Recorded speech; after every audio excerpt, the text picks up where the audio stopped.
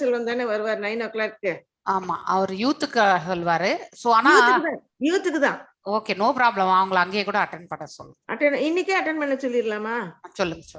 அவங்களுக்கு link அனுப்பணுமே. Link வந்து இவங்க பாலாஜி பிரபு கிட்ட இருக்கும். ஏன்னா நாங்கெல்லாம் போலாம், எங்களுக்கு லிங்க் இருக்கு, அவங்களுக்கு லிங்க் நீங்க சிங்காரம் பிரபு கிட்ட கேளுங்க, அவருக்கு லிங்க் அவருக்கு தெரியும். சரி, ஓகே, தேங்க் யூ. அவர்ட்ட கேட்டுட்டு நீங்க வாங்கி போங்க. ஓகே, ஹரே கிருஷ்ணா மாதாஜி. ஹரே கிருஷ்ணா மாதாஜி. என்னோட லிங்கே தான் அவருது. அப்படியா? மல்லிகா மாதாஜி உங்ககிட்ட இருக்குல்ல, அதே லிங்க் தான். மல்லிகா இல்ல, நான் விஜயகுமாரி மாதாஜி பேசுறேன். விஜயகுமாரி மாதாஜி நீங்க வந்தீங்கல்ல, அதே லிங்க் தான். சரி, அது போட்டா ஷேர் போக மாட்டேங்குது. அந்த ஏரோ மார்க் வரும்ல. थैंक यू ஆமா. ஹரே கிருஷ்ணா. இன்னைக்கு ட்ரை பண்றேன். இந்த மீட்டிங் இது பாகவதம் கிளாஸ் முடிச்சது நான் ட்ரை பண்றேன். ட்ரை பண்ணு. இப்ப 7 o'clock நீங்க வரீங்களா யூத்துக்கு? 7 o'clock நான் யூத்துக்கு. சரி, அப்போ அவரு ஆபீஸ்ல இருந்து வர லேட் ஆகும்னு சொல்றாரு. அது 9 o'clock போக சொல்லுங்க. ஒண்ணா லேட்டா வருது. 9 o'clock நான் உங்க கிளாஸே அட்டெண்ட் பண்ண சொல்றேன். அதுக்கப்புறம் உங்களோட பேசட்டும். அவர் பேர் Saravanan. Okay okay, thank you Mataji. Thank you Mataji. Class attend பண்ணும்போது அடல்ட் வந்து அடல்ட் 7 o'clock அட்டெண்ட் பண்ணலாம் இல்லைங்களா அவரு? So if youth attend பண்ற 7 PM means adult தே attend பண்ணலாம் இல்ல Mataji? So that will be better இல்லையா? adult பண்ணா ஆபீஸ்ல இருந்து வர கொஞ்சம் லேட் ஆயிடுச்சுனா அட்டெண்ட் பண்ண முடியாதுங்கறாரு. அதான் 9 o'clock பண்ண சொல்லுங்க. that will be better. Okay Mataji. நீங்க பன்னீர் செல்வம் சொன்னீங்கல்ல, வரல அவரு சனிக்கிழமை அன்னைக்கு. ஓகே, நான் வந்து கொடுத்திருந்தேன், உங்களுதும் கொடுத்தேன், அதுக்கப்புறம் லலிதா மாதாஜி இதுவும் கொடுத்தேன். So which ever thing is convenient அதுக்கு வேணா போக சொல்லியிருந்தேன். இப்போ அவர் ஃபார்மும் ஃபில் பண்ணியிருக்காங்க. எஸ், இங்க எல்லாருமே ஒரு அன்பான வேண்டுகோள். லெவல் 3 ஸ்டூடெண்ட்ஸ் என்னோட, அதாவது டியூஸ்டே அண்ட் வெட்னஸ்டே அட்டென்ட் பண்றவங்க எங்க நிறைய பேர் இருக்கீங்க. 16 ரவுண்ட்ஸ் பண்றவா இருக்கீங்க. உங்க எல்லாருக்கும் காமனா வந்து அந்த லெவல் 3ல வந்து நான் வந்து ஒரு ஃபார்ம் போடுறேன் நான். ஸோ யாரெல்லாம் அந்த லெவல் 3ல நீங்க என்ரோல் 16 ரவுண்ட்ஸ் போட்டிருக்கீங்களன்றது அந்த 2 குரூப்லயும் போடுறேன் நான். I will personally call also. So அந்த சாம்பிள் ஃபார்மை வச்சு நீங்க வந்து ஃபில் பண்ணி எனக்கு சப்மிட் பண்ணணும் மீண்டும். ஓகே, ஸோ 16 ரவுண்ட்ஸ் இருக்கிறவங்களுக்கு ஷெல்டருக்காக தான் மீண்டும், அதாவது மேலே வந்து தீக்ஷா குரு அதெல்லாம் விட்டுறணும், கீழே வந்து சிக்ஷா குரு எதையுமே எழுத வேண்டாம். உங்க டீட்டெயில்ஸ் மட்டும் எழுதி எனக்கு வந்து தயவு செஞ்சு எனக்கு நீட்டா எத்தனை ரவுண்ட்ஸ் ரொம்ப ரொம்ப முக்கியம் மாதாஜி. இப்ப நான் 16 வந்துட்டேன் மாதாஜி.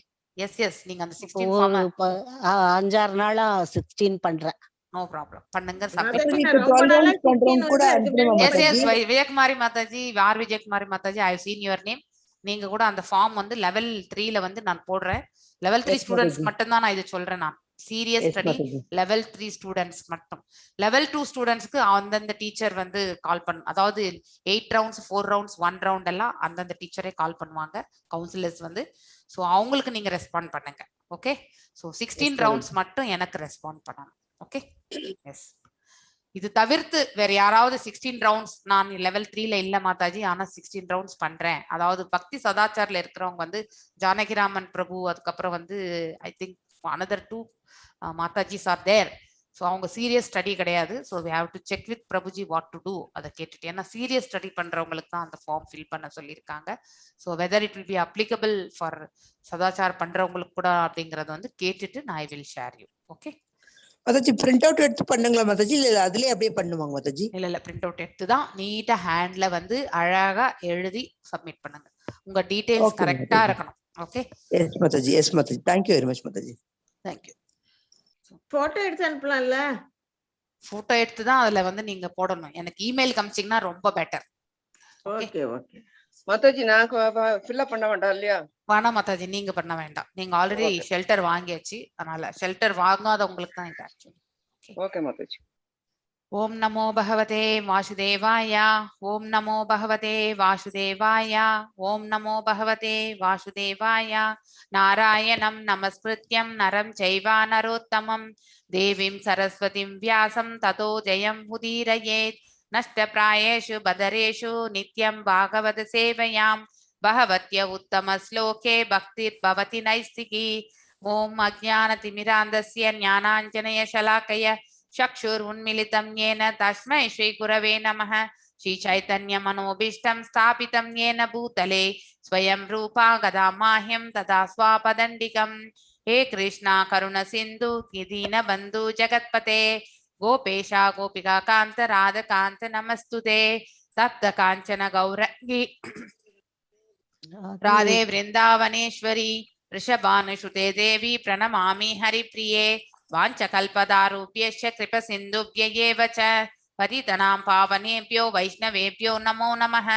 जय श्री कृष्ण चैतन्य प्रभु नित्यानंद श्री अद्वैत गदाधर श्रीवासदि गौर भक्त वृंद हरे कृष्णा कृष्ण कृष्ण हरे हरे हरे राम राम राम हरे हरे।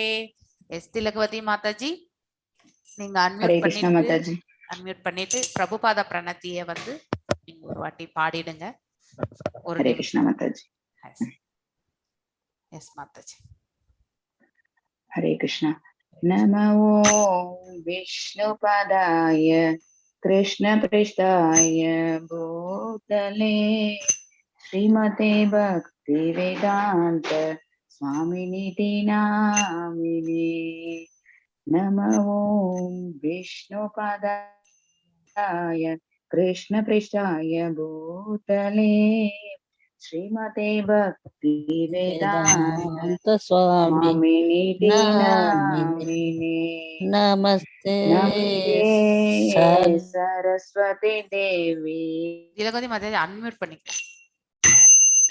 नमस्ते सरस्वती देवी गौरवाणी प्रचारिणे निर्विशेष शून्यवादे पाश्चात्य देशधारिणे.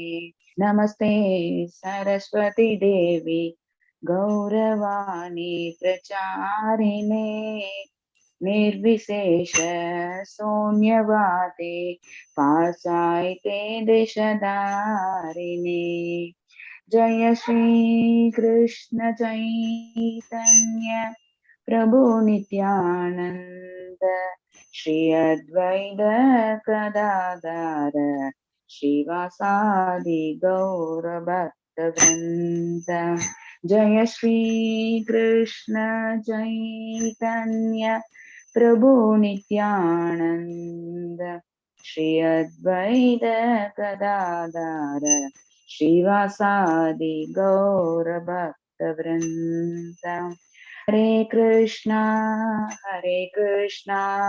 कृष्ण कृष्ण हरे हरे हरे राम राम राम हरे हरे. हरे कृष्णा कृष्ण कृष्ण हरे हरे हरे राम राम राम हरे हरे. जय राधा गोविंद राधा गोविंद राधे. जय राधा गोविंद राधा गोविंद राधे. जय गौरनिताय गौरनिताय जय गौरनिताय जय गौरनिताय गौरनिताय जय गौरनिताय. जय जय प्रभुपाद जय जय प्रभुपाद जय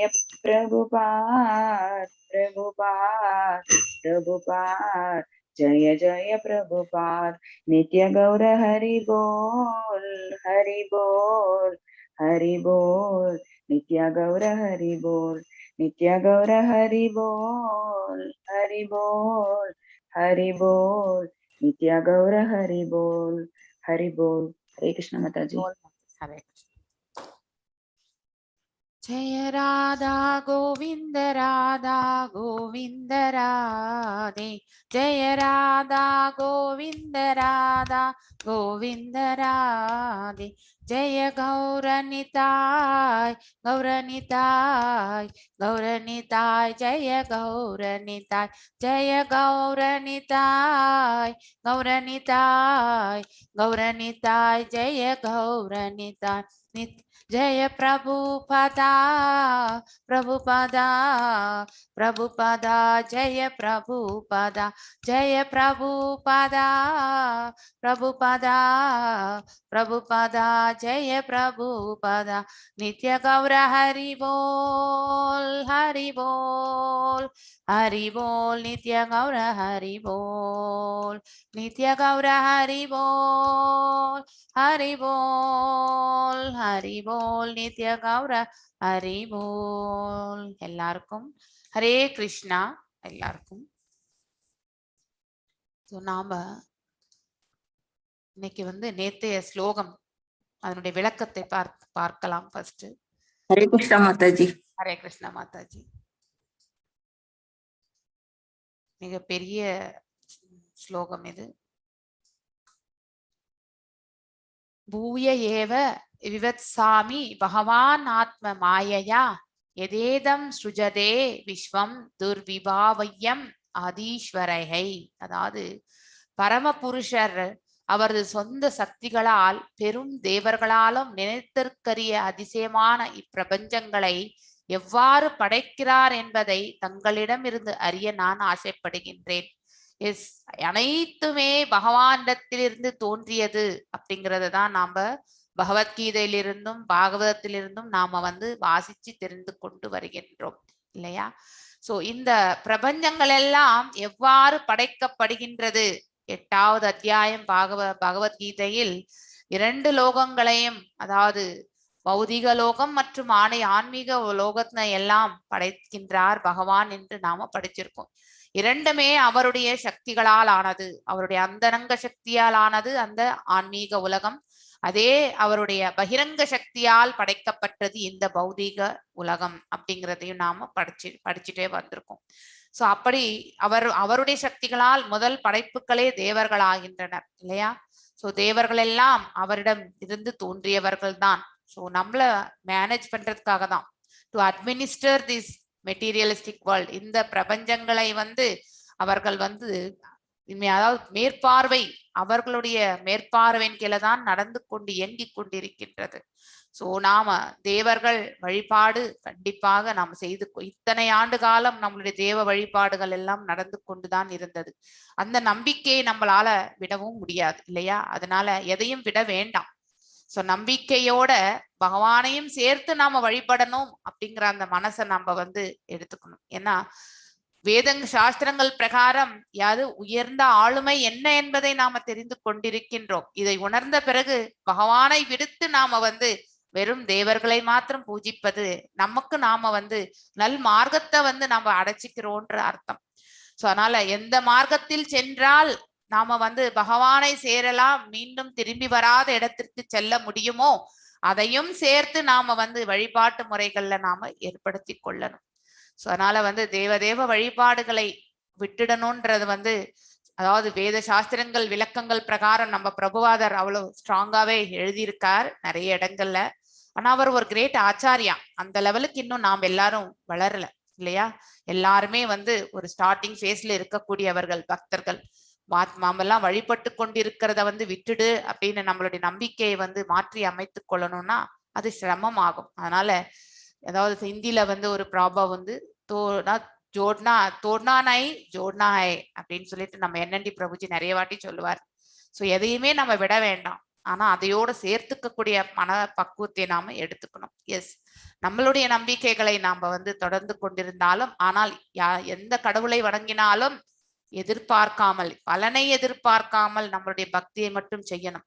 பிசினஸ் டீலிங்ஸ் எதையுமே செய்யக்கூடாது. அது ஒன்றை நாம கண்டிப்பாக தவிர்க்க வேண்டும். இல்லை என்றால் தேவர்கள் வழிபாட்டை நாமல் செய்யும் பொழுது அங்கே நம்ம எதிர்பார்ப்புகளோடு நாம் அந்த வழிபாட்டு முறையை நாம் அமைத்து கொண்டால் கண்டிப்பாக நாம இந்த கட்டுண்ட உலகத்துல கட்டுண்ட வாழ்க்கை முறையை தான் நாம வந்து மேற்கொள்வோம். இது 100% கேரண்டி. அதனால எந்த ஒரு வழிபாட்டு முறை செய்தாலும் எந்த தேவதையிடம் இருந்தும் எதையும் எதிர்பார்க்க கூடாது அப்படிங்கிறது வந்து ஸ்ட்ராங்கா மனசுல நம்ம வந்து பதிய வச்சுக்கணும். எஸ், இந்த பிரபஞ்சமே துக்காலயம், அதுல அசாஸ்வதமான நிலையில நாம வந்து கண்டிப்பா சர்வை ஆகணும் இல்லையா? ஏற்றுக்கொள்ளக்கூடிய மனப்பக்குவத்தை மட்டும் நாம வந்து அபிவிருத்தி செய்து கொள்ள வேண்டும்.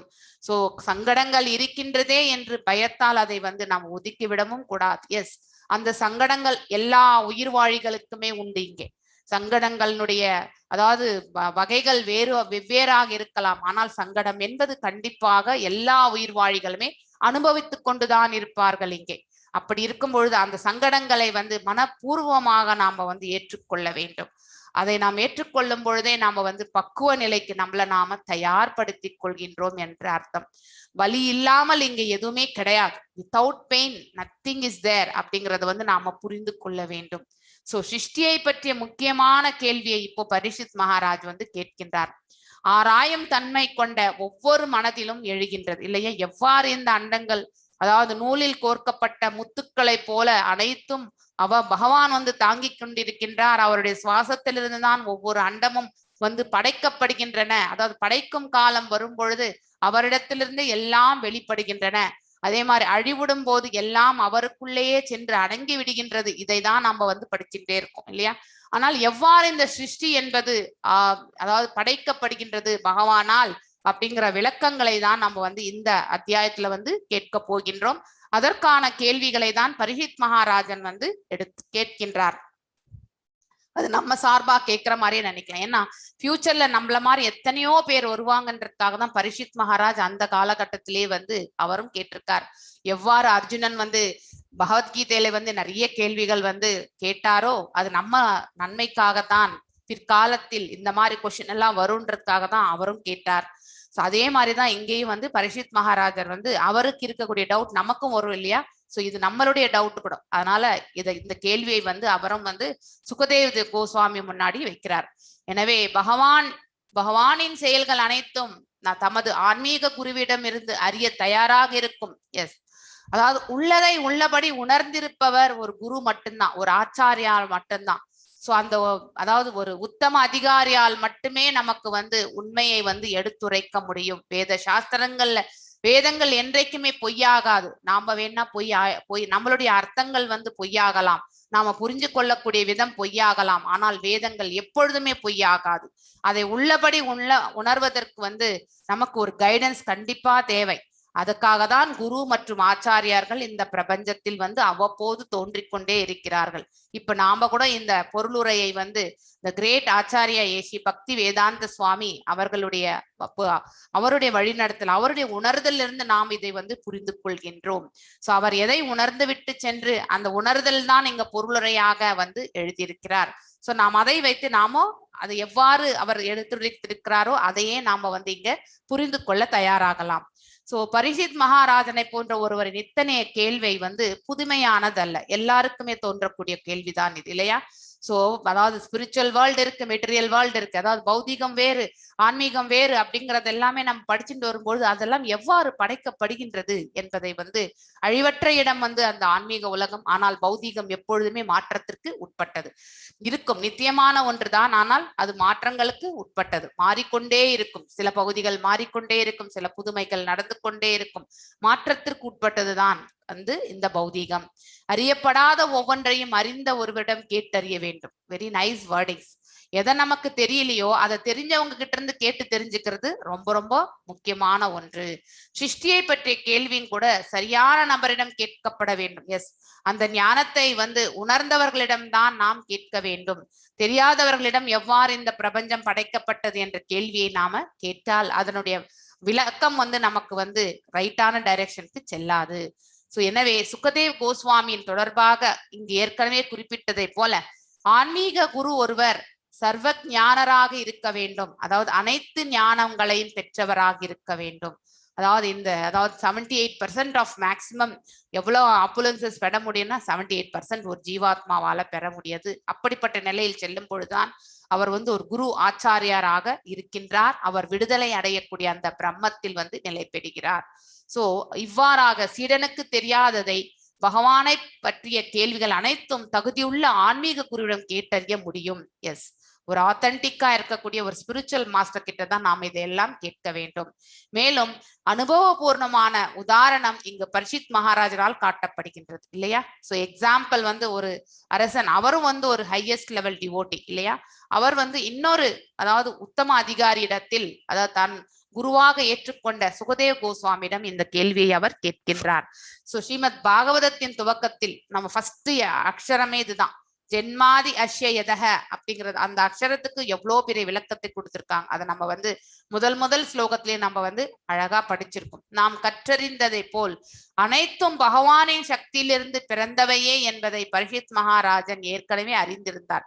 எஸ், இந்த பிரபஞ்சங்கள் அனைத்தும் ஒவ்வொன்றும் இந்த பிரபஞ்சத்துல நடக்கக்கூடிய ஒவ்வொன்றும் அவனின்றி ஓர் அணுவும் அசையாது அப்படிங்கறத வந்து நம்ம திண்ணமாக நம்ப வேண்டும். ஏன்னா வேத சாஸ்திரங்களில் கூட அதுதான் வந்து அதாவது சொல்லப்பட்டிருக்கு. பகவத்கீதையில கூட நான் இன்றி இங்கு ஏதும் இல்லை அப்படின்ட்டு வந்து பகவான் பரமாத்மா இன்றி இந்த பிரபஞ்சத்தில் வேறு எதுவுமே கிடையாது. சிருஷ்டியே பரமாத்மா, பரமாத்மாவை சிருஷ்டி என்பதுதான் வந்து நம்ம பகவானும் வந்து எடுத்துரைக்கின்றார். அவரின்றி இந்த உலகத்துல எதுவும் ஒரு அணு கூட வந்து அசையாது என்பது. இதனால் சிருஷ்டியின் முறையை பரீட்சித் மகாராஜன் அறிய விரும்பினார். சோ அதனால எவ்வாறு இந்த சிருஷ்டிக்கும் தொழில், அதாவது இந்த பிரபஞ்சத்தை தோற்றுவிக்கக்கூடிய அந்த முறை எவ்வாறு பகவான் செய்கின்றார் என்பதை தான் தெரிந்து கொள்ள அவர் வந்து முயல்கின்றார். படைப்பின் மூலம் அவருக்கு தெரிந்திருந்தது. இல்லையெனில் முழுமுதற் கடவுள் தமது ஒவ்வொரு சக்தியால் எவ்வாறு இந்த அதிசய உலகை சிருஷ்டிக்கிறார் என்ற கேள்வி அவர் கேட்டிருக்க மாட்டார். சிருஷ்டியானது யாரோ ஒரு சிருஷ்டி கர்த்தாவால் படைக்கப்பட்டது என்பதையும் அது தானாகவே படைக்கப்பட்டது அல்ல என்பதையும் சாதாரண மனிதன் கூட அறிவான் இல்லையா?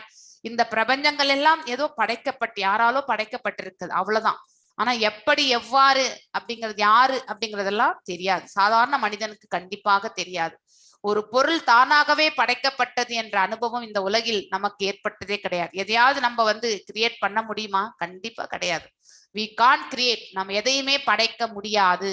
ஆனால் எந்த ஒரு பொருளும் இங்கே படைப்பில் நாம பார்க்கும் பொழுது இது யாரோ ஒருவரால் படைக்கப்பட்டது என்பதை மட்டும் நம்மளால கண்டிப்பாக ஏற்றுக்கொள்ள முடியும். தானாகவே அது படைக்கப்படவில்லை என்பதையும் நாம வந்து தெரிஞ்சுக்கணும்.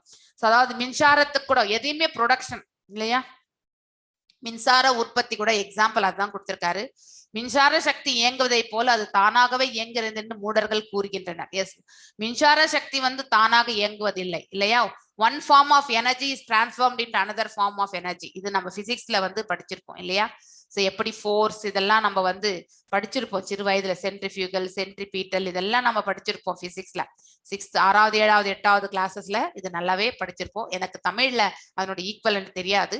ஸோ அதாவது மின்சார உற்பத்தி என்பது நம்ம ஒரு form of energy, one form of energy வந்து இன்னொரு ஃபார்ம், ஏதாவது மெக்கானிக்கல் எனர்ஜியை வந்து எலக்ட்ரிக்கல் எனர்ஜியா கன்வெர்ட் பண்றது, இந்த மாதிரி வந்து இந்த மோட்டார் ஜெனரேஷன் எல்லாம் யூஸ் பண்ணி தான் வந்து இந்த மின்சார உற்பத்திகள் எல்லாமே வந்து செயல்படுவதே. சோ உற்பத்தி ஆன பிறகுதான் அதை டிஸ்ட்ரிபியூஷனுக்கே போகிறது. தானாவே மின்சாரம் உற்பத்தி ஆகின்றதா? இல்லை. சோ அந்த மின்சாரம் உற்பத்தி ஆகிறதுக்கும் ஒரு மூலப்பொருள் கண்டிப்பா நமக்கு தேவை. ஒன்று நீரா இருக்கலாம், இல்லை வந்து ஒரு அதாவது நீர்ல இருந்து நம்ம வந்து வாட்டர், அதாவது ஃப்ரம் வாட்டர் ஆல்சோ நிலக்கரி, அதாவது அக்னியில இருந்தும் வந்து நம்ம வந்து உற்பத்தி செய்கின்றோம். இந்த மாதிரி இப்ப சோலார் எனர்ஜில இருந்து நம்ம வந்து பாத்தீங்கன்னாக்கா விண்ட்ஷீல்ட் எல்லாமே யூஸ் பண்ணி அங்கங்க, அதாவது வறண்ட நிலங்கள் எல்லாம் பாத்தீங்கன்னாக்கா பெருசா விண்ட்ஷீல்டு நிக்க வச்சிருப்பாங்க இல்லையா?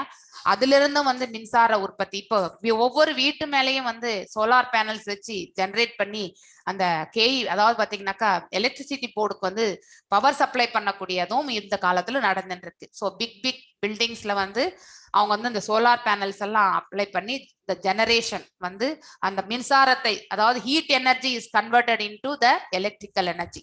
ஸோ சோலார் பேனல்ல அதுதான் அந்த மாதிரி ஒரு ப்ராசஸை பண்ணி அந்த ஜெனரேஷனை எடுத்து நம்ம டைரக்டா வந்து அது நம்ம எந்த கம்பி வழியா நமக்கு எலக்ட்ரிசிட்டி வருதோ அதே மாதிரி இந்த ரிவர்ஸ் இன்னொரு கம்பி மூலமா வந்து it goes to the production சென்டருக்கு போகுது. ஸோ அதனால உற்பத்தி இல்லாமல் எதையுமே நம்மளால வந்து உபயோகப்படுத்த தானாகவே வந்து உற்பத்தி ஆகுவது கிடையாது. அதுக்கு எல்லாத்துக்குமே ஒரு ப்ராசஸ் தேவை. அதே மாதிரிதான் இந்த படைப்புகளும் படைப்பதற்கு ஒருத்தர் வேணும் இல்லையா? சோ அதாவது அந்த உயர்ந்த ஆளுமை தான் பகவான் என்பதை நாம புரிந்து கொள்கின்றோம். சோ ஆனால் மின்சார சக்தி ஒரு இயந்திர கலைஞனால் அதாவது அதுக்கும் ஒரு என்ஜினியரிங் டிபார்ட்மெண்ட் உண்டு இல்லையா? மின்சார நிலையத்துள்ள உற்பத்தி செய்யப்படுகிறது என்பதையும் அந்த கலைஞரின் மேற்பார்வையின் கீழ் தான் அச்சக்தி எல்லா இடங்களுக்கும் டிஸ்ட்ரிபியூஷன் விநியோகப்படுகிறது என்பதையும் அறிவுள்ள ஒருவன் அறிவான் இல்லையா? சோ அதாவது ப்ரொடக்ஷன் ஒரு இடத்துல, டிஸ்ட்ரிபியூஷன் சென்டர் இன்னொரு இடத்துல, அதை வந்து கரெக்ட், அதை வந்து ஒவ்வொரு வெவ்வேறு நிலைகளுக்கு வந்து அது வந்து அவர்கள் வந்து அதை பைபாஸ் பண்ணி விடுறாங்க. அதே மாதிரிதான் இந்த பிரபஞ்சங்களும் வந்து பகவானால் தான் படைக்கப்பட்டது அப்படிங்கறது வந்து நாம தெரிந்து கொள்ள வேண்டும். படைப்பின் மீதான பகவானின் மேற்பார்வை பற்றி பகவத்கீதையில வந்து 9.10 ஸ்லோகத்துல வந்து அழகாக குறிப்பிடப்பட்டுள்ளது. ஜடசக்தியானது பரமனின் பல்வேறு சக்திகளில் ஒன்றான பராசய கதிர் விவிதைக ருஷ்யதே என்னும் அதில் தெளிவாக குறிப்பிட்டுள்ளது. அதாவது மின் சக்தியால் இயங்கப்படும் பல்வேறு அற்புத பொருட்களை கொண்டு அனுபவமற்ற சிறுவன் ஒருவன் ஆச்சரியத்தில் ஆழ்ந்து விடக்கூடும் இல்லையா? இது எப்படி இயங்குகின்றது என்று நமக்கு அஞ்ஞானத்தில் இருப்பவர்களுக்கு தெரியாது. ஆனால் அதாவது சிறு பிராயத்துல வந்து எவ்வாறு இந்த எலக்ட்ரிசிட்டி வருதுன்றது நமக்கு கூட தெரிஞ்சிருக்காது. ஆனா படிக்கும் பொழுதுதான் நமக்கு அது தெரியறது. அதே மாதிரிதான் நம்ம வந்து பக்தியில அதாவது ஃபர்ஸ்ட் ஸ்டெப்ல இருக்கிறவங்களுக்கு இந்த பிரபஞ்சங்கள் எவ்வாறு படைக்கப்பட்டது என்று தெரியாது. அந்த படைக்கும் முறையை வந்து நம்ம வந்து ஒரு ஆச்சாரிய கிட்ட இருந்து கேட்கும் பொழுதுதான் ஓகே இது மாதிரிதான் வந்து இந்த பிரபஞ்சங்கள் படைக்கப்படுகின்றது, வெறுமனே பகவானுடைய சுவாசத்திலிருந்து தான் அனைத்தும் வருகின்றது என்று நாம் கேட்டிருக்கோம். ஆனா அந்த ப்ராசஸ் எப்படிங்கிறத வந்து நம்ம வந்து டீட்டெயிலா நமக்கு தெரியாது இல்லையா? அதைதான் நாம இங்க வந்து படிக்க போகின்றோம். அதே போல உலகின் பேரளவேயான பண்டிதர்களும் தத்துவவாதிகளும் தங்களின் மனக்கற்பனையால் அருவ பிரபஞ்ச படைப்பை பற்றி முரணான பல வாதங்களை வழங்கக்கூடும். அவரவர்களுடைய உணர்தலை வச்சு அவங்களுடைய எக்ஸ்பிளனேஷன் கொடுக்குறாங்க இல்லையா? தோன்றாத அருவத்தின் ரூபத்தில் பகவான் இருக்கின்றார் என்ற உணர்தலையும் அவரவர்களுடைய ரியலைசேஷன் பிரகாரம் நாம பார்க்கின்றோம். சில பேர் வெறுமனே கற்பனையாகவும் வந்து அதை வந்து யோசிச்சு சொல்கிறார்கள். ஆனா அது எல்லாமே வந்து கரெக்டான ஒரு வாதங்களே இல்லை. நாம வந்து இந்த ஆனால் புத்தி நுட்பமுள்ள பகவத் பக்தன் ஒருவன் உற்பத்தி செய்யப்படும் மின்சார நிலையத்தில் இயந்திர கலைஞன் ஒருவன் இருப்பதை போலவே சிருஷ்டிக்கு பின்னால் பரமபுருஷரின் கரம் உள்ளது என்பதை பகவத்கீதையில இருந்து அறிகின்றான் இல்லையா? இந்த பிரபஞ்சங்கள்ல எல்லாம் நான் படைக்கின்றேன் பகவானும் வந்து சொல்கின்றார். 8வது அத்தியாயத்துல நம்ம படிக்கிறோம். ஆராய்ச்சி நிபுணர்கள் அனைத்தும் காரணத்தையும் பயனையும் கண்டுபிடிக்கின்றனர் இல்லையா? அதனுடைய மூல காரணம் என்ன, அதுக்கப்புறம் வந்து அதனுடைய அதாவது வாட் இஸ் த யூஸ் அப்படிங்கிறது வந்து அதையும் வந்து இந்த படைப்பினால் என்ன பலன் என்பதையும் வந்து நாமளும் வந்து தெரிந்து கொள்ள போகின்றோம். எவ்வாறு ஒரு சயின்டிஸ்ட் வந்து இந்த தான் வந்து ஆராய்ச்சி செய்யக்கூடியதனுடைய அந்த பொருள் மீதனுடைய அந்த முக்கியத்துவத்துக்கான காரணம் என்ன, அதனுடைய பலன்கள் என்ன அப்படின்றது வந்து ஜாட் டவுன் பண்றாங்களோ அதே மாதிரிதான் இந்த படைப்பிற்கான காரணம் என்ன, அதனால் என்ன நன்மை என்பதையும் வந்து இங்கே வந்து விளக்கப் போகின்றோம். சோ எனவே அற்ப விஷயங்களில் ஈடுபட்டிருக்கும் மிகச்சிறிய பௌதிக நிபுணர்களை கூற என்ன இருக்கின்றது? பிரபஞ்சத்தின் வெவ்வேறு கிரகங்களில் உயிர் வாழ்வதற்கு வேறுபாட நிலைகள் இருப்பதை போன்று ஒரு கிரகம் மற்றவர்களை விட உயர்ந்ததாக இருப்பதை போல அவ்வேறுபட்ட கிரகங்களில் உயிர்வாழிகள் மூளைகளும் வெவ்வேறு பிரிவுகளில் முக்கியத்துவங்களை கொண்டவையாக உள்ளன. எஸ், இந்த பிரபஞ்சத்துல நமக்கு 84 லட்சம் ஸ்பீஷிஸ். ஆனா வெவ்வேறு கிரகங்கள்ல அந்த கிரகங்களுக்கு தகுந்தமான உயிர்வாழிகள் தான் இருக்கும். அதற்கேற்றவாறுதான் இன்டெலிஜென்ஸ் எல்லாமே வந்து படைக்கும் தொழிலில் வந்து படைக்கப்படுகின்றன. ஒவ்வொரு அண்டத்துக்குள்ளயுமே ஒரு பிரம்மா இருக்கின்றார் என்று பார்த்திருக்கோம் இல்லையா? ஆனா நம்ம இருக்கக்கூடிய இந்த உலகத்துல இப்போ சதுர்முக பிரம்மா, ஆனா வேற ஒரு இடத்துல வந்து சதுர்முக பிரம்மாவே இருக்க மாட்டார். இந்த மல்டிப்ளிகேஷன் ஃபார் 4 அந்த தலைகளுடைய பிரம்மா, அது மாதிரி 10,000 கோடி தலைகளுடைய பிரம்மா வரைக்குமே அண்டங்கள் உண்டு என்பதை நாம வந்து வேத சாஸ்திரங்கள் ரெஃபரன்ஸ்ல வந்து சொல்லப்பட்டிருக்கின்றது. அவ்வாறு பகவானுடைய நாபிலிருந்து இந்த ஒவ்வொரு கிரகத்துக்குள்ளேயும் இந்த 14 லோகங்கள் வந்து படைக்கப்படுகின்றன என்று நம்ம கேள்விப்பட்டிருக்கோம். அப்படி அவ்வேற்பட்ட கிரகங்களில் உயிர்வாழிகளின் மூளைகள் வெவ்வேறு பிரிவுகளில் வந்து முக்கியத்துவங்கள் கொண்டவையாக உள்ளன. பகவத்கீதையில் குறிப்பிட்டுள்ளது போல இந்த பூமியில் வாழ்பவர்களின் சிந்தனைக்கு அப்பாற்பட்ட பிரம்மலோகவாசிகளின் நீண்ட ஆயுள் காலத்தையும், அதாவது பிரம்மருடைய ஆயுள் காலம் வந்து 311.04 ட்ரில்லியன் இயர்ஸ் இல்லையா? அந்த பிரம்மலோகத்தில் இருப்பவர்களுடைய ஆயுட்காலமும் ஜாஸ்தி. வெறும் விஞ்ஞானிகளும் நிறைத்தற்கரிய இருக்கும் பிரம்ம தேவருடைய மூளையின் மதிப்புடன் ஒருவன் ஒப்பிட்டு பார்க்கலாம் இல்லையா? பெரும் மூளை ஆற்றலை கொண்ட பிரம்மதேவரும் புகழுக்குரிய அவரது பிரம்ம சமீதையிலும் பின்வருமாறு விளக்கியிருக்கிறார். சோ நம்மளுடைய பிரெயின் கெப்பாசிட்டி அதே மாதிரி மேலுலகங்கள் இருக்கக்கூடியவர்களுடைய கெப்பாசிட்டி கண்டிப்பாக வெவ்வேறு நிலைதான். சோ அதனால அவர்களுடைய ஆற்றல்களும் வெவ்வேறு நிலை. நமக்கு இருக்கிறது வந்து கம்மி, ஆனா அவங்களுக்கு இன்னும் ஜாஸ்தியான ஒரு நிலையில இருக்கான். அவங்களுடைய லைஃப் ஸ்பேனும் பெருசு. நமக்கு எல்லாமே 100 ஆண்டுகள் நாம் இருக்கோம்னாலே அதுவே ஒரு கிரேட். அப்படி இருந்தாலும் நம்மள பிசிக்கலி கவனிக்கிறவங்க இந்த காலகட்டத்துல ரொம்ப ரொம்ப கம்மியா இருக்கு இல்லையா? ஸோ 100 years வாழ்வது என்பதே கடினம். அதுலயும் வந்து நம்மள வந்து வயது காலத்துல வந்து ரட்சணை பண்பவர்களும் மிக மிக குறைவு. ஸோ அதாவது பின்வருமாறு, அதனால பிரம்மாவுடைய மூளையோட நம்ம மூளையை கம்பேர் பண்ணவே முடியாது. ஆக்சுவலி அவர் வந்து ஹையஸ்ட் பிளானட்ல இருக்கிறவர். he has that highest intellect also. இந்த படைப்புக்குரிய அந்த இன்டெலெக்ட் வந்து பகவான் தான் அவருக்கு வந்து வழங்கியிருக்கிறார் அப்படிங்கிறதையும் நம்ம படிச்சிருக்கோம். அவருடைய புகழ்பெற்ற பிரம்ம சமீதியில வந்து பகவானை பற்றி பின்வருமாறு சொல்கின்றார். ஈஸ்வர பரம கிருஷ்ணக, அதாவது ஈஸ்வரா என்றால் கட்டுப்பாட்டாளர் என்று பொருள் ஆக்சுவலி. அதே மாதிரி பரா மீன்ஸ் நித்தியமான, கிருஷ்ணக சச்சிதானந்த விக்கிரக, அதாவது பகவானுடைய ரூபத்தை பற்றி இங்கே எடுத்துரைக்கப்படுகின்றது. சத் என்பது உண்மை, சித் என்பது ஞானம், ஆனந்தம் என்பது அந்த பேர் ஆனந்தத்தை வந்து சொல்கின்றது.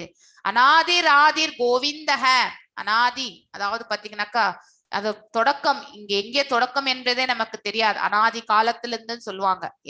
எப்பொழுது தொடங்கினது என்பது தெரியாது. அன்பார்ன் ஸ்டேட்டஸ், அதுதான் வந்து அநாதிர். ஆதி means that is the first person. ஆதி என்பது ஃபர்ஸ்ட். கோவிந்தக கோவிந்தரையே குடிக்கின்றது. சர்வகாரண காரணம், அனைத்து காரணங்களுக்கும் காரணமாக விளங்குபவர் அந்த பரம்பொருள் என்பதை நம்ம பிரம்ம சமீதையில வந்து பிரம்மர் அழகாக விவரித்திருக்கிறார். சோ பகவானின் இயல்புகளை தங்களிடம் கொண்டுள்ள பிரசித்தி பெற்றவர்கள் பலர் உள்ளனர் இல்லையா? சில ஆப்புலன்சஸ், அதாவது நமக்கு கூட சில ஆப்புலன்சஸ் வந்து கிடைக்க பெறுகின்றோம். அதாவது மேஜர் அந்த 6 ஆப்புலன்சஸ்ல ஏதோ ஒண்ணு கூட நம்ம வந்து ஹையஸ்டா நம்ம கிட்ட இருக்கு. ஆனால் கிருஷ்ணரை ஒருவரும் மிஞ்ச முடியாது என்பதால் அவரே பரம புருஷர் இல்லையா? ஏன்னா எல்லாத்துலயுமே ஹையஸ்ட் அவர் தான் இல்லையா? எல்லா துறவும், எல்லா அழகும், எல்லா வலிமையும், எல்லா செல்வமும், எல்லா புகழும், எல்லா அறிவும், சோ இத்தனையிலுமே அவர் வந்து ஹையஸ்ட் அவர் தான். சோ நாம ஏதாவது ஒண்ணுத்துல வந்து யாரோ ஒருத்தர் தான் ஹையஸ்டா இருக்க முடியும். ஒருவேளை செல்வத்திலேயே வந்து உலகத்திலே கோட்டீஸ்வராக இருக்கக்கூடியவர் யாரோ ஒருத்தர். ஆனா மிச்ச இருக்கிறதுல எல்லாத்திலுமே அவர் வந்து ஹையஸ்டா இருப்பாருன்றதுக்கு கேரண்டி கிடையாது. அதுவும் இந்த நித்தியமற்ற உலகத்துல அவர் மரணித்தால் அதுக்கப்புறம் வந்து அது அதே லெவல் வந்து இன்னொருத்தருக்கு போகுமான்றது வந்து நமக்கு தெரியாது அவருடைய ஃபேமிலியில. சோ இந்த மாதிரி எதுவுமே நித்தியமற்றது இந்த பிரபஞ்சம். புருஷோத்தமரான அவரது உடல் அழிவற்றதும் அறிவும் ஆனந்தமும் நிரம்பியதாகும். அதுதான் இல்லையா? சோ நித்தியமானவர் அவர், அறிவும் நிறைந்தவர். ஹையஸ்ட் இன்டெலிஜென்ஸ் வந்து பகவானுக்கே. பேரானந்தமும் நிரம்பியதாகும். அவருடைய ரூபத்தை நம்ம வந்து தரிசனிக்கும் பொழுது நம்ம மனசு கூட ஆத்ம திருப்தியை வந்து கொள்கின்றது. ஆதி புருஷரான பகவான் கோவிந்தனும் எல்லா காரணங்களுக்கும் மூல காரணமும் அவரே அப்படின்னு சொல்லிட்டார். அனைத்து காரணங்களுக்கும் காரணம். தரிசே காசியர், நம்ம வந்ததுக்கும் ஒரு காசு, செல்வதற்கும் ஒரு காசு இல்லையா? நம்ம செய்த கர்மங்கள் பலன்களை அனுபவிக்கிறதுக்காக மீண்டும் நாம் செல்கின்றோம். இந்த உடல்ல ஆத்மா வந்து நம்மள வந்து தாங்கிக் கொள்ளக்கூடிய கெப்பாசிட்டி இல்லாதப்ப ஆத்மா இந்த உடலை விட்டு செல்கின்றது. அனைத்திற்கும் ஒரு காரணம் உண்டு. செல்வதற்கும் ஒரு காரணம் உண்டு, வருவதற்கும் ஒரு காரணம் உண்டு, இங்க சஃபர் ஆகிறதுக்கும் ஒரு காரணம் உண்டு. இங்க அனைத்து செயல்களுக்கும் ஒரு காரணம் கண்டிப்பாக உண்டு. காரணமற்று எந்த ஒரு செயலும் இந்த பிரபஞ்சத்துல நடப்பது கிடையாது அப்படிங்கறது வந்து நாம புரிந்து கொள்ள வேண்டும். அப்படிப்பட்ட எல்லா காரணங்களுக்கும் காரணமாக மூல காரணமாக இருப்பவர் அந்த பரம்பொருள் அப்படிங்கிறது வந்து இந்த ஸ்லோகத்துல இருந்து நாம தெரிந்து கொள்கின்றோம். பகவான் ஸ்ரீ கிருஷ்ணரே எல்லா காரணங்களுக்கும் பரம காரணம் என்று பிரம்மதேவர் ஏற்றுக்கொள்கின்றார். ஹி இஸ் த ஹையஸ்ட் ஜீவாத்மா. அவரே ஏற்றுக்கொள்ளும் பொழுது வேத சாஸ்திரங்கள் வந்து நம்மளும் வந்து அதை ஏற்றுக்கொள்ளக்கூடிய பிளைண்டா வந்து எடுத்துக்கக்கூடிய அந்த பக்குவத்தை நாம எடுத்துட்டு வரணும். காரணம் புரிந்தது, விளக்கங்களும் புரிந்தது. இதுக்கு மேல நம்ம வந்து அதுல ஏன் எப்படின்ற கொஸ்டின் கேட்க கூடாது. சோ ஏன்னா வேதங்களை வந்து சந்தேகிப்பது என்பது மகா பெரிய பாவம் என்றும் சொல்லப்படுகிறது. அதனால வேதங்களை எப்பொழுதுமே சந்தேகிக்க கூடாது. ஆனால் மிகச் சிறிய கிரகமான இந்த பூமியில் உள்ள அற்ப மூளைகளை கொண்ட மனிதர்கள் பகவானை பகவத்கீதையில் தாமே அனைத்தும் என்று கூறும் பொழுது மனோதத்துவ கற்பனையாளர்களும் பௌதீக வாய் சண்டைக்காரர்களும் அவரை ஏளனம் செய்கின்றனர் இல்லையா? சோ இன் 18 days கிளாஸ் நான் இதை வந்து எக்ஸ்பீரியன்ஸ் ஆயிருக்கேன் நான். சோ நிறைய பேர் வந்து பகவானுடைய உயர்ந்த ஆளுமை பற்றி அவர் எடுத்துரைக்கும் பொழுது அவரை பற்றி எடுத்துரைக்கின்றாரே எப்படி அப்படிங்கிற ஒரு கொஸ்டின் கூட வைக்கிறாங்க. எஸ், இப்போ ஒரு கம்பெனியினுடைய அதாவது ஒரு ஓனர்ஷிப்பா இருக்கக்கூடிய பெரிய கம்பெனி, பல கோடி டர்ன்ஓவர் பண்ணக்கூடிய அந்த கம்பெனி ஓனர், அவரை பற்றி அவர்தான் அறிமுகம் செய்து கொள்ள முடியும். அவர் கீழே இருக்கிறவங்க வந்து அறிமுகம் செய்ய முடியாது இல்லையா? அதே மாதிரிதான் பகவானும் தன்னை பற்றி அவருக்கு மேற்பட்டு வேறு யாரும் இல்லை என்று இருக்கும் பொழுது அவரை பற்றி அவர்தான் சொல்ல முடியுமே தவிர வேற யாருமே எடுத்துரைக்க முடியாது. ஏனென்றால் அவருடைய அந்தரங்க சக்தியால் அவரை பற்றி அறிவதற்கு அவர் ஒருவரால் மட்டுமே முடியும். நம்மளால முடியவே முடியாது. we are all very less intelligent people இல்லையா? சோ அப்படி இருக்கும்போது அந்த உயர்ந்த ஆளுமையை பற்றி எடுத்துரைப்பது அவர் ஒருவராகவே இருக்க வேண்டும். ஆனால் தத்துவவாதிகள் அதை ஏற்றுக்கொள்ள மாட்டார்கள். மன கற்பனையால் எப்ப பாரு அவரை பற்றி சொல்லிக்கிறாரே அப்படின்ற இந்த பௌதீக லாங்குவேஜ்ல தான் அவர்களுடைய கொஷின்ஸே வருகின்றது. சோ அதாவது அனைத்திற்கும் மூல காரணமாக இருக்கக்கூடிய அந்த பரம்பொருள் தன்னை பற்றி தன்னுடைய இயல்புகளை பற்றி அவர் ஒருவராலவே எடுத்துரைக்க முடியும். அதுவும் வேத சாஸ்திரங்கள்ல நாம படிச்சு தெரிஞ்சுக்கிறோம். சோ வேத சாஸ்திரங்கள் எப்பொழுதுமே நித்தியமானது, எப்பொழுதுமே அது உண்மையானது அப்படிங்கறது நாம அத மனசுல ஆழமா பதிய வச்சுக்கணும். இதனால் பகவான் வருத்தத்துடன் கூறுகின்றார், எஸ், அதாவது அவர் இந்த பிரபஞ்சத்துல அவதாரம் எடுக்கும் பொழுது இந்த பௌதிகவாதி தன்மை உடைய, அதாவது வெறும் வேதாந்தங்களை மட்டுமே அறிந்தவர்கள் அவரை ஏளனம் செய்கின்றனர் இல்லையா? அததான் இந்த ஸ்லோகத்தை அவஜனாந்தி மாமூடா மானுஷிம் தனும் ஆஸ்திரம் பரம்பாவம் அஜானந்தோ மமபூத மகேஸ்வரம். இந்த ஸ்லோகத்தை நம்ம படிச்சிருக்கோம். மனித உறவில் நான் தோன்றும் பொழுது மூடர்கள் என்னை ஏளனம் செய்கின்றனர். நாம் எல்லாருமே குறையுடைய புலன்களோடு தான் பிறந்தவர்கள். நமக்கு இருக்கக்கூடிய அறிவும் குறையுடையதுதான், அதாவது லிமிட்டட் தான். அப்படி இருக்கும் பொழுது பகவான் அன்லிமிட்டெட் ஃபார்ம், அவர் அன்லிமிட்டடா இருக்கக்கூடிய அவரை பற்றி நம்ம உணர்வது என்பது மிக மிக கடினம். முழுமையாக நம்மளால உணரவே முடியாது. எனது உன்னத இயற்கையும் எல்லாவற்றின் மீதான ஆட்சியையும் அவர்கள் அறியார்கள். சர்வமும் அவருடைய ஆளுமைக்கு உட்பட்டது அப்படிங்கறது நாம புரிந்து கொள்ள வேண்டும். அதை பற்றி அவர்கள் எடுத்துரைத்தாலும் அதை ஏற்றுக்கொள்ளக்கூடிய மனப்பக்குவம் அவர்களுக்கு இருப்பது கிடையாது. பிரம்மனும் சிவனும் மற்ற தேவர்களும் பூதர்கள் ஆவார்கள். அதாவது பகவானின் படைப்பில் தேவர்கள் இவர்கள் ஒரு அரசனால் நியமிக்கப்பட்ட மந்திரிகளுக்கு ஒப்பான பிரபஞ்ச அலுவல்களை நிர்வகிக்க படைக்கப்பட்ட தேவர்கள் ஆவர். எஸ், நாம தட் இஸ் அதாவது பாத்தீங்கன்னா மெட்டீரியல் வேர்ல்ட் அட்மினிஸ்ட்ரேஷன் இது எல்லாமே இவர்களால் தான் நடத்தப்படுகின்றன. படைக்கும் தொழில் பிரம்மா மேற்கொள்கின்றார். அதே மாதிரி அதாவது அழிவுறும் பொழுது இந்த உலகம் அழிவுறும் பொழுது அந்த செயலையும் சிவபெருமான் ஏற்றுக்கொள்கின்றார். இந்த செயல்களுக்காகவே பகவான் அவர்களை படைத்தார் அப்படிங்கிறதையும் நாம வேத சாஸ்திரங்கள்ல இருந்து இவன் 9.11 பகவான் சுயம் எடுத்துரைக்கின்றார். சோ அதற்கு மேற்பட்ட அந்த ஆத்தென்டிக் இன்ஃபர்மேஷன் வேற எதுவுமே கிடையாது. சோ நெக்ஸ்ட், மந்திரிகள் ஈஸ்வர்களாக அல்லது அடக்கி ஆள்பவர்களாக இருக்கலாம். நம்மளையெல்லாம் அடக்கி ஆள்பவர்கள் அவர்தான். ஆனால் பரமபுருஷர் மகேஸ்வரம் அல்லது ஆட்சி செய்பவர்களை படைத்தவர் அவர். சோ அப்படி அந்த அட்மினிஸ்ட்ரேஷனுக்கே அப்படிப்பட்டவர்களை படைத்தவரே அந்த பரம்பொருள் அப்படிங்கிறதையும் நாம புரிந்து கொள்ள வேண்டும். அறிவு பற்றாக்குறையாக உள்ளவர்கள் இதை அறிவது கிடையாது. அதாவது இன்டெலிஜென்ஸ், நமக்கு கூட இந்த ஞானம் தெரியாத பொழுது நம்ம வீட்டுல என்ன வழிபாட்டு முறை இருந்ததோ அதை தான் நம்ம பிளைண்டா ஃபாலோ பண்ணிட்டு இருக்கோம். அதாவது டிவோஷனல் சர்வீஸ் வித்தவுட் நாலேஜ், அதுதான் நாம செய்து கொண்டிருந்ததே. சோ ஞானத்தின் அதாவது ஒன்றை புரிந்து கொண்டு நாம் செய்யும் பொழுது அதுல பக்குவமான வெளிப்பாடு நமக்கு கண்டிப்பாக எதற்கு செய்கின்றோம், என்ன செய்யணும், இதெல்லாம் நம்ம தெரிந்து கொண்டு செய்யும் பொழுது அந்த செயல்பாட்டில் பக்குவத்தை நம்ம உணர முடியும். ஆனா டிவோஷனல் சர்வீஸ்ல பிளைண்டா நம்ம செய்யும் பொழுது அதனுடைய முக்கியத்துவம், அதனுடைய எதற்காக செய்கின்றோம், அதனுடைய ஞானம் என்ன என்பதை தெரியாமல் செய்யும் பொழுது அந்த ப்ராசஸ்னுடைய முழுமையான இது நமக்கு அடைவது கிடையாது. தெரிந்து கொண்டு செய்ய வேண்டும். சோ அதனால்தான் நம்ம சாதன பக்தியில் நாம இதெல்லாம் தெரிந்து கொள்கின்றோம்.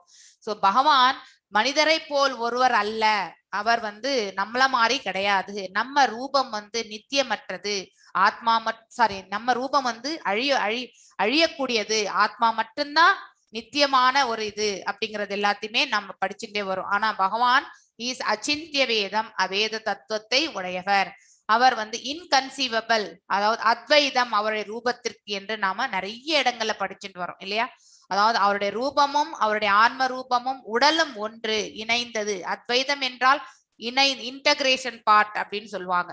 பகவானுடைய ரூபத்திற்கும் அவருடைய ஆத்மாவிற்கும் எந்த வித்தியாசமும் கிடையாது. அவருடைய நாமத்திற்கும் அவருடைய ரூபத்திற்கும் எந்த வித்தியாசமும் கிடையாது அப்படிங்கறத நிறைய இடங்களை நம்ம படிச்சுட்டே வரோம். சோ மனிதரை போல அல்லது அவர் சச்சிதானந்த அந்த விக்கிரக ரூபத்தில் பரிபூர்ணமாக முழுமுடற் கடவுளாவார். அவர் உடலுக்கும் ஆன்மாவிற்கும் எந்தவித வேறுபாடும் இல்லை. அததான் வந்து மீண்டும் பிரபுபாதரும் இங்கே அழகாக எடுத்துரைத்திருக்கிறார்.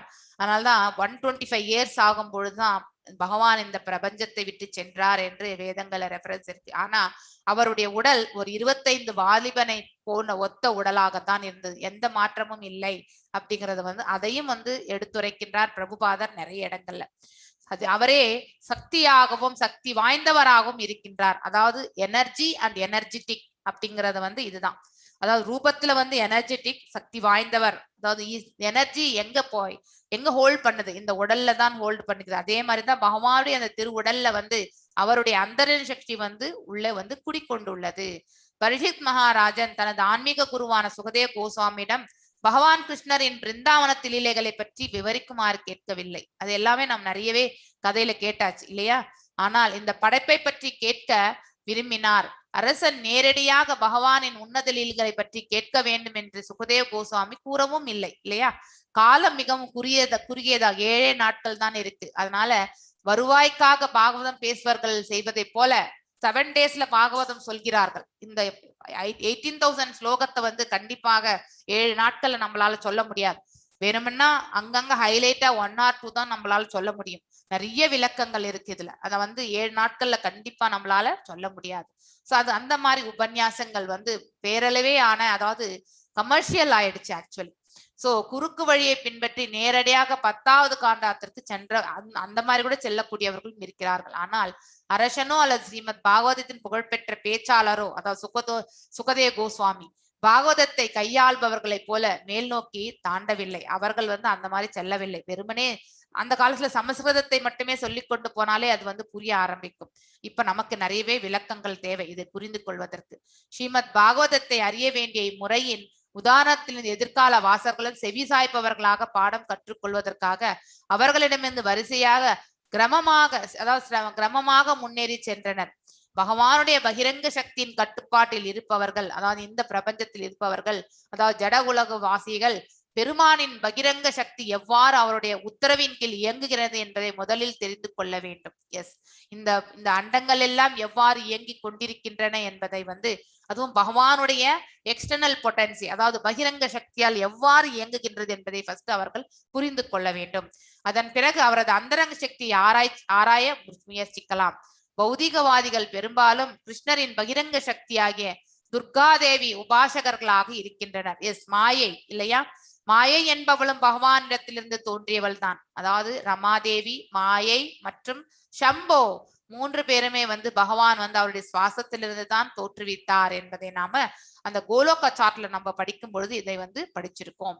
சோ சக்திகளுக்கு மட்டுமே அவர்கள் திகைக்க செய்யும் ஜட சக்திகளுக்கு பின்னால் பகவானுடைய உத்தரவு உள்ளது என்பது நம்ம வந்து புரிந்து கொள்ள வேண்டும்.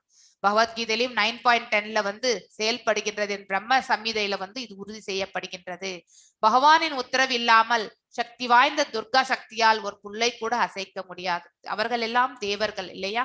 சோ மாயை சக்தி என்பது இந்த 3 குணங்களோட வந்து ஆட்கொண்டு இருக்கக்கூடிய சக்தி தான். அதனால்தான் நாமளும் இந்த 3 குணங்களோட வந்து இந்த பிரபஞ்சத்துல வந்து நம்முடைய செயல்களை வந்து செய்து கொண்டே இருக்கின்றோம். ஆனால் மாயை என்பவள் நம்மளை ஆண்டு கொண்டிருக்கின்றாள் என்ற உண்மையை நமக்கு விளங்கவில்லை. எனவே பக்குவம் அடையாத பக்தன் ஒருவன் பகவானின் அந்தரங்க சக்தியின் மூலமாக நிகழப்படும் அல்லது அந்தரங்க லீலைகளை நோக்கி உடனே தாண்டி குதிக்காமல் அவரது படைப்பு சக்திகளை பற்றி விசாரிப்பதன் மூலம் அவரது பெருமைகளை முதலில் தெரிந்து கொள்ள வேண்டும். எஸ், அவருடைய யோகமாயை பற்றி நாம வந்து கடைசியில தெரிஞ்சுக்கலாம். பேசிக்கலி நம்மளுடைய இந்த மகாமாயை பற்றியும் நம்ம தெரிஞ்சுக்கணும் இல்லையா? எவ்வாறு இந்த அண்டங்கள் எல்லாம் படைக்கப்படுகின்றது என்பதை பற்றி நாம் தெரிந்து கொள்ளணும். மேலும் கிருஷ்ணரின் மகத்தத்துவத்தை பற்றி அறிவை உதாசீனப்படுத்துவதால் விளையக்கூடிய ஆபத்திலிருந்து பக்குவமடையாத பக்தன் தன்னை கவனமுடன் பாதுகாத்து கொள்ள வேண்டும் என்று சைத்தன்ய சரிதாமிரதத்துல வந்து அவருடைய ஆசிரியர் வந்து எச்சரித்துள்ளார். அதாவது இந்த பகவானுடைய மகத்துவத்தை பற்றிய அறிவு உதாசீனப்படுத்துவதால், அதாவது இந்த எல்லாமே அவருடைய படைப்பு, எல்லா ஆற்றல்களுமே அவருக்கு சொந்தமானது. அதனால அனைத்தையுமே நம்ம வந்து ஒவ்வொரு பாகமா நம்ம தெரிந்து கொள்ள வேண்டும். சோ கவனத்தோட இதை பற்றி நாம வந்து கேட்டு தெரிஞ்சுக்கணும். அது ரொம்ப முக்கியம். பகவான் ஸ்ரீ கிருஷ்ணரின் அருமை பெருமைகளை ஒருவனால் அறிந்தால் மட்டுமே அவரின் உறுதியான நம்பிக்கை அவர் அருள் பதிய முடியும். அழகான வார்த்தை. சோ பகவானுடைய அருமை பெருமைகள் அது ரொம்ப முக்கியம்.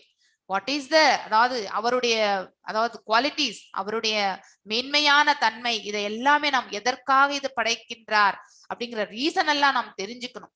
நாம் எல்லாம் இந்த பிரபஞ்சத்திற்கு பக்குவம் அடையணும். That is one cause. ஆனா இந்த பிரபஞ்சத்துல நாம என்ன ஆகின்றோம், 3 குணங்களோட ஐக்கியப்பட்டு நாம மீண்டும் மீண்டும் அந்த பிரபஞ்சத்திற்கு திரும்பி வரக்கூடிய மார்க்கத்தை தான் நாம் எடுத்து செல்கின்றோம்.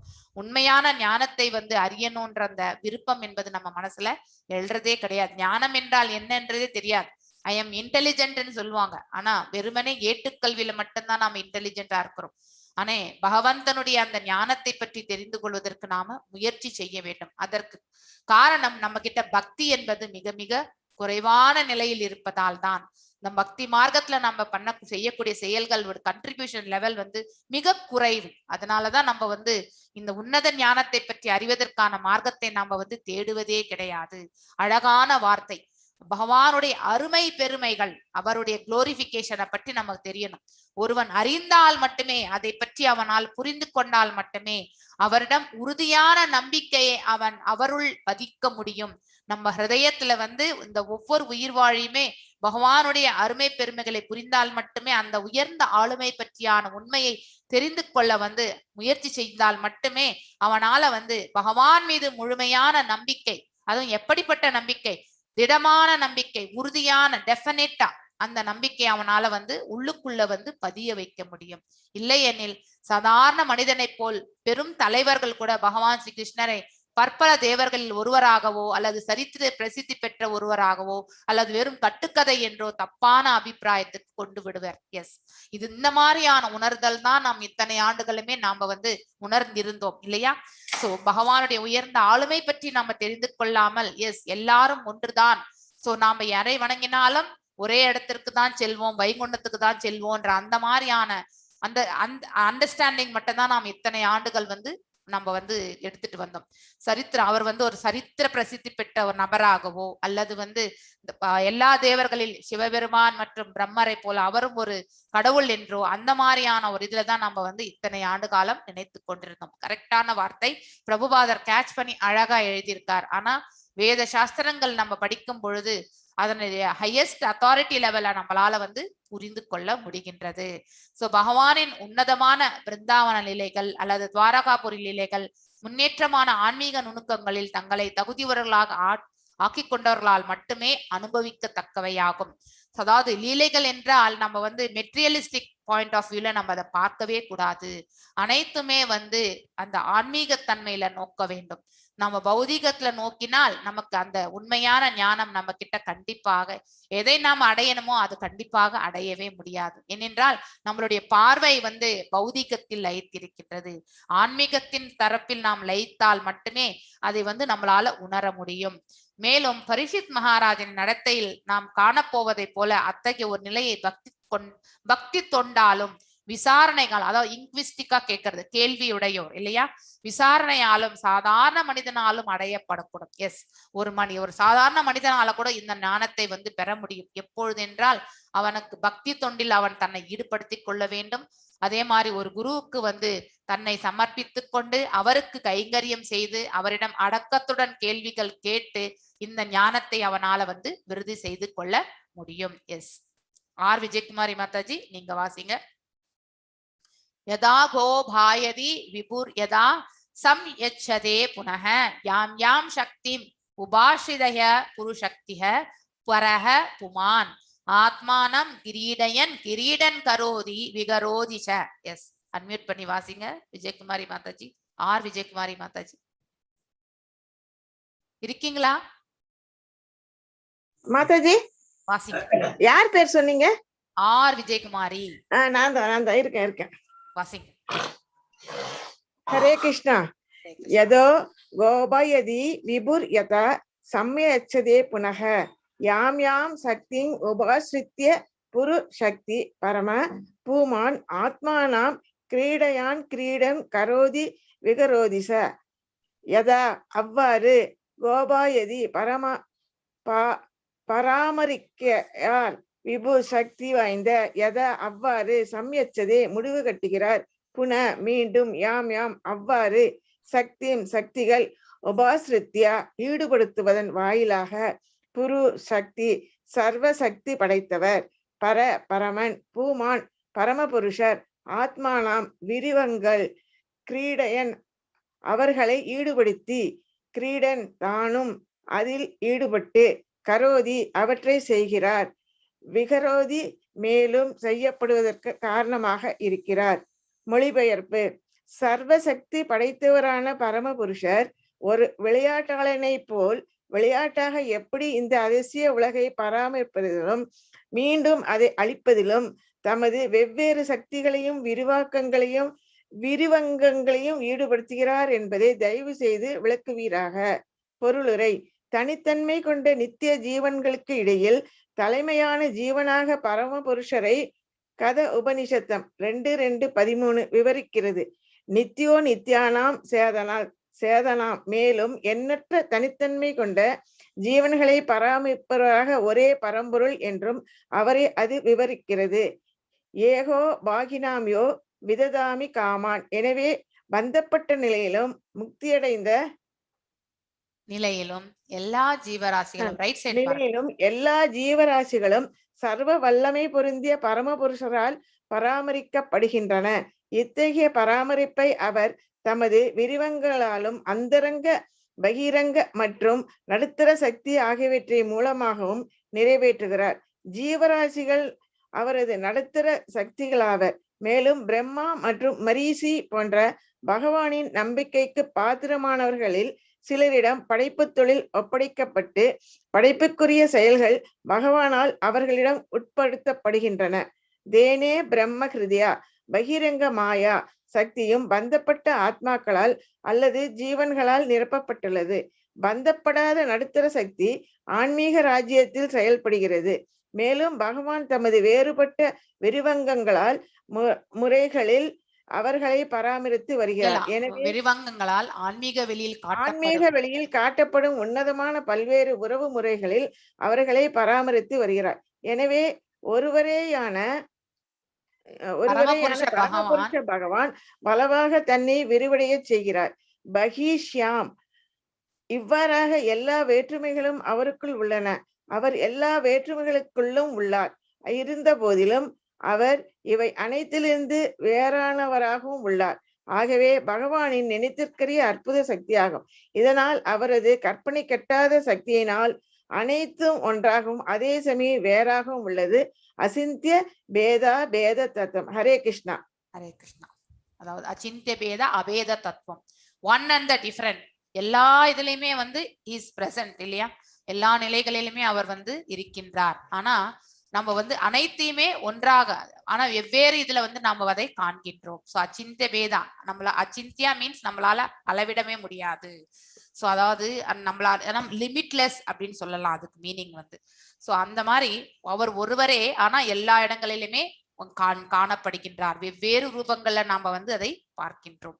யதா கோபாயதி விபுர் யதா சம் யச்சதே புனக யாம் யாம் சக்தி உபாஸ்ரித்தய புருஷக்தி பரஹ புமான் ஆத்மனம் கிரீடயன் கிரீடன் கரோதி விகரோதி ச. அதாவது சர்வ லாஸ்ட் ஸ்லோகத்துல இந்த படைப்பு எவ்வாறு எவ்வாறு படைக்கப்படுகின்றது என்பதை கொஸ்டின் சுகதேவ கோஸ்வாமியிடம் பரிஷித் மகாராஜன் கேட்கின்றார். அதனுடைய கண்டினியூவேஷன் தான் இது.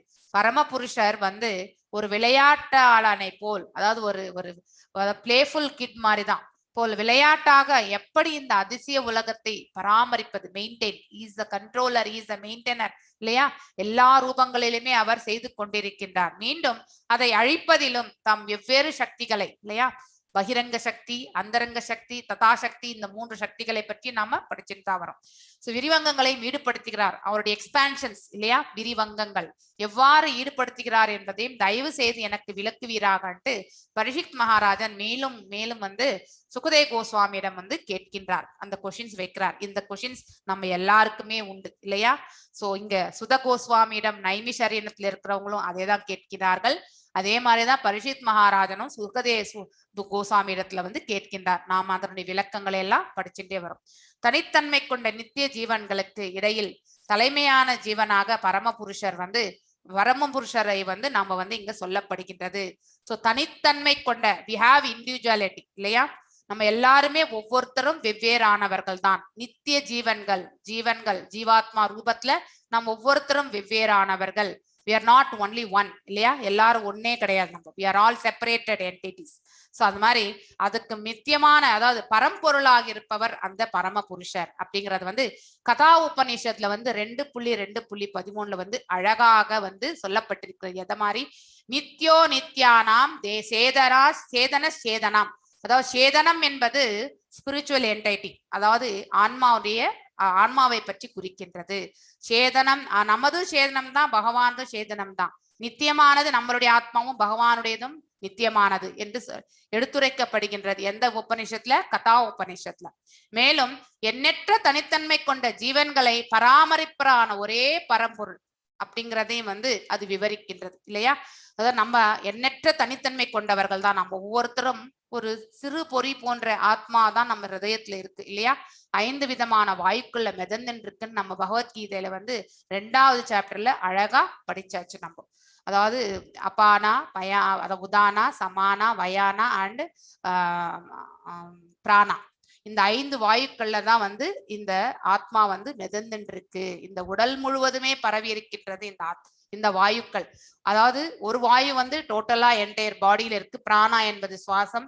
சில வாயு வந்து இந்த பெல்விஸ் ஏரியா மட்டும்தான், இடுப்பு பகுதி வரைக்கும் தான். சில வாயு வந்து வெளியேறக்கூடிய வாயு. இந்த மாதிரி இந்த 5 விதமான வாயுக்கள்ல தான் இந்த ஆத்மா வந்து பரவி இருக்கின்றது. அந்த இத்துணூண்டு ஆத்மா, அந்த ஆத்மாவுக்குள்ள இருக்கக்கூடிய ஜீவனுடைய சொரூபமும் அதை விட சிறுசு. அவர் சிறியவற்றெல்லாம் சிறியவராகவும் அவரால் தோன்ற முடியும் அப்படிங்கிற அளவுக்கு நம்ம வந்து பகவத்கீதையில வந்து படிச்சிருக்கோம் இல்லையா? சோ எண்ணற்ற தனித்தன்மை கொண்ட ஜீவன்கள் நாம எல்லாருமே, நித்தியமான ஜீவாத்மாக்கள். நாம பராமரிப்பவர் நம்மளை எல்லாரையுமே வந்து இஸ் த கேர்டேக்கர் இல்லையா?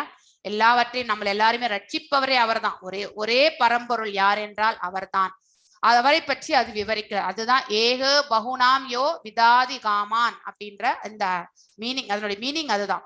எனவே பந்தப்பட்ட நிலையிலும் முக்தி அடைந்த நிலையிலும் எல்லா ஜீவராசிகள், அதாவது கட்டுண்ட நிலையிலும் விடுதலை அடைந்த நிலையிலும் ஜீவராசிகளும் சர்வ வல்லமை பொருந்திய பரம்புருஷரால் பராமரிக்கப்படுகின்றனர். எஸ், நாம விடுதலை அடைந்தாலும் விடுதலை அடையும் பொழுது எஸ் அவர்தான் நம்மளை ரட்சித்துக் கொண்டிருக்கின்றார் என்ற உணர்வு நிலையில நாம வந்து பகவானை வந்து சேவிக்கின்றோம். அதே கட்டுண்ட ஆத்மா நிலையில வந்து பகவானை நாம் சேவிக்கலன்னாலுமே அந்த ஜீவனுக்கும் இந்த பிரபஞ்சத்துல வாழறதுக்கான மார்க்கத்தை வந்து அவர்தான் வழங்கி கொண்டிருக்கிறார். அவருடைய கருணையால் தான் பேசிக் என்னென்ன கிடைக்கணுமோ அது அனைத்தும் அந்த உயிர் வாழிக்கு கிடைத்து கொண்டிருக்கின்றது. என்னவென்றால் அந்த உயிர் வாழிக்கு அந்த உண்மை தெரியாது. அவன் அஜ்ஞானத்தில் உழண்டு கொண்டிருக்கின்றான். அதுதான் வித்தியாசம் கட்டுண்ட ஆத்மாவுக்கும் விடுதலை அடைந்த ஆத்மாவுக்கும். சோ இத்தகைய பராமரிப்பை அவரது அதாவது டைரக்டா இல்ல, இன்டைரக்டா எல்லா இடத்துலயுமே பகவான் இருக்க முடியுமா? அவருடைய ரூபங்களாக, அவருடைய விரிவங்கங்களாக, அவர் படைத்தவர்களாக அவர்கள் எல்லாம் தான் இதை வந்து மேனேஜ் பண்ணிட்டு இருக்காங்க. எஸ், ஒரு பெரிய கம்பெனி இருக்கு, அதாவது பாத்தீங்கன்னாக்கா மைக்ரோசாஃப்ட் இருக்கு. இந்த மாதிரி கம்பெனில வந்து பில்கேட்ஸ் எல்லா இடத்துலயும் போய் அவதாரம் எடுக்க முடியுமா? கண்டிப்பாக முடியாது.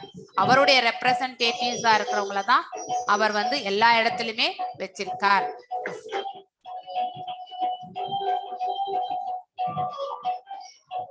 மணிமேகலை மாதாஜி கொஞ்சம் மியூட் பண்ணிடுங்க. அந்தரங்க மற்றும் பகிரங்க மற்றும் நடுத்தர சக்தி ஆகியவற்றின் மூலமாக நிறைவேற்றுகிறார். ஜீவராசிகள் அவரது நடுத்தர சக்திகள் ஆவர்.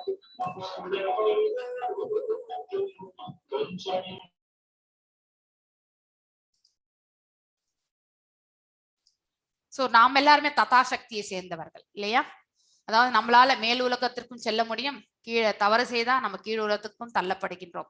போத் அதாவது மதில் மேல் பூனை மாதிரிதான். அதனால்தான் 2 சக்திகளுக்குமே நம்ம வந்து இடைப்பட்டவர்களாக இருக்கின்றோம். ஒன்று நம்ம வந்து பௌதிகத்திலே இருந்து கடைசி வரைக்கும் இந்த பௌதிக உலகத்திலேயோ இல்ல கீழ் உலகங்களுக்கோ நாம் தள்ளப்பட்டு விடுகின்றோம். இல்லை என்றால் பகவானுடைய உயர்ந்த ஆளுமையை, அந்த மெய்ஞானத்தை பற்றி தெரிந்து கொண்டு பக்தி பாதையில சேர்ந்து விடுதலை அடைந்து பகவானுடைய திருவுலகத்துக்கு செல்கின்றோம். சோ 2 நிலைகளையுமே நம்ம வந்து ஆக்கிரமிப்பு பண்ணிக்கிறோம் இல்லையா? அதனால்தான் நம்ம தத்தாசக்தியில் இருப்பவர்கள். சோ ஜீவராசிகள் அவரது நடுத்தர சக்திகள் ஆவர். மேலும் பிரம்மா மற்றும் மரிஷி போன்ற பகவானின் நம்பிக்கைக்கு பாத்திரமானவர்களில் சிலரிடம் படைப்பு தொழில் ஒப்படைக்கப்பட்டு படைப்பிற்குரிய செயல்கள் பகவானால் அவர்களிடம் உட்புகுத்தப்படுகின்றன. அதாவது தேனே பிரம்ம ஹிருதா, அதாவது பிரம்மாவும் வந்து பாத்தீங்கன்னாக்கா 1000 ஆண்டுகளுக்கு மேல வந்து அவருடைய ஆண்டு காலம், நம்மளது கிடையாது. அதாவது அவர் 1000 ஆண்டுகளுக்கு மேல வந்து தவம் இருந்துதான் இந்த படைக்கும் தொழிலுக்கான அந்த ப்ராசஸே வந்து பகவானிடத்திலிருந்து கற்றறிந்தார். அந்த ஞானத்தை பகவான் அவருக்கு வாரி வழங்கினார். அதுக்கப்புறம் தான் பிரம்மர் வந்து இந்த படைக்கும் தொழில், நாம் இந்த ஜீவராசிகளை படைக்கக்கூடிய அந்த தொழிலை அவர் வந்து மேற்கொண்டார். சோ பகிரங்க சக்தி, அதாவது மாயா சக்தி பந்தப்பட்ட ஆத்மாக்களால் அல்லது ஜீவன்களால் நிரப்பப்பட்டுள்ளன. எஸ், இந்த தேவி தாமம் என்பது நம்ம வந்து பந்தப்பட்ட ஆத்மாக்களால் நிரம்பப்பட்டுள்ளது. பந்தப்படாத நடுத்தர சக்தி ஆன்மீக ராஜ்யத்தில் செயல்படுகின்றது. பந்தப்படாது, அதாவது விடுதலை அடைந்த நடுத்தர சக்தி என்பது நமக்கு காமனான ஒன்று. நம்ம ஒண்ணு அந்த நிலைக்கு செல்கின்றோம், இல்லை இந்த நிலைக்கு இருக்கின்றோம். அதனால நடுத்தர சக்தி என்று சொல்லப்படுகின்றது. சோ விடுதலை அடைந்த பிறகு அவர்கள் ஆன்மீக உலகத்திற்கு சென்று அங்கே அவர்கள் வந்து அதாவது வாழ்கிறார்கள், பகவானுக்கு சேவை புரிகிறார்கள். சோ அவரின் பகவான் தமது வேறுபட்ட விரிவங்கங்களால் ஆன்மீக வெளியில் காட்டப்படும் உன்னதமான பல்வேறு உறவு முறைகளில் அவர்களை பராமரித்து வருகிறார் இல்லையா. கோலோகம் சில பேர் வந்து கிருஷ்ண ரூபத்தில் இருக்கும் அவரை அந்த ரூபத்தில் வந்து நேசிக்கும் பொழுது, அந்த ரூபத்தில் அவர் பிரேம பக்தியை செலுத்தும் பொழுது கோலோகத்திற்கு செல்கிறார்கள். ராமரூபத்தில் அயோத்திக்கு செல்கிறார்கள். வைகுண்டங்கள், எண்ணற்ற வைகுண்டங்கள் இருக்கு. அவர்கள் எந்த ரூபத்தை, நாராயணர், மகாவிஷ்ணு, அதுக்கப்புறம் நரசிம்மர், இந்த மாதிரி அவர் இரண்டாம் விரிவங்கங்கள் எல்லாமே அந்த வைகுண்டங்கள்ல நம்ம வந்து பார்க்கின்றோம். சோ அவர்கள் நாம எந்த ரூபத்தை மேன்மையாக கருதி நாம வந்து அந்த ரூபத்துல பகவானை சேவிக்கின்றோமோ அந்த வைகுண்டங்களையும் போய் நாம வந்து சேருகின்றோம். அததான் இந்த இடத்துல சொல்லப்பட்டிருக்கின்றது. சோ எனவே ஒருவரேயான பரமபுருஷ பகவான் பலவாக தன்னை விரிவடைய செய்கிறார் இல்லையா. பஹீஷி நாம், இது வேற இடத்துலயும் நம்ம படிச்சிருக்கோம். அவருடைய எண்ணற்ற விரிவங்கங்கள், எக்ஸ்பான்ஷன்ஸ், இவ்வாறாக எல்லா வேற்றுமைகளும் அவருக்குள்ளே உள்ளன இல்லையா.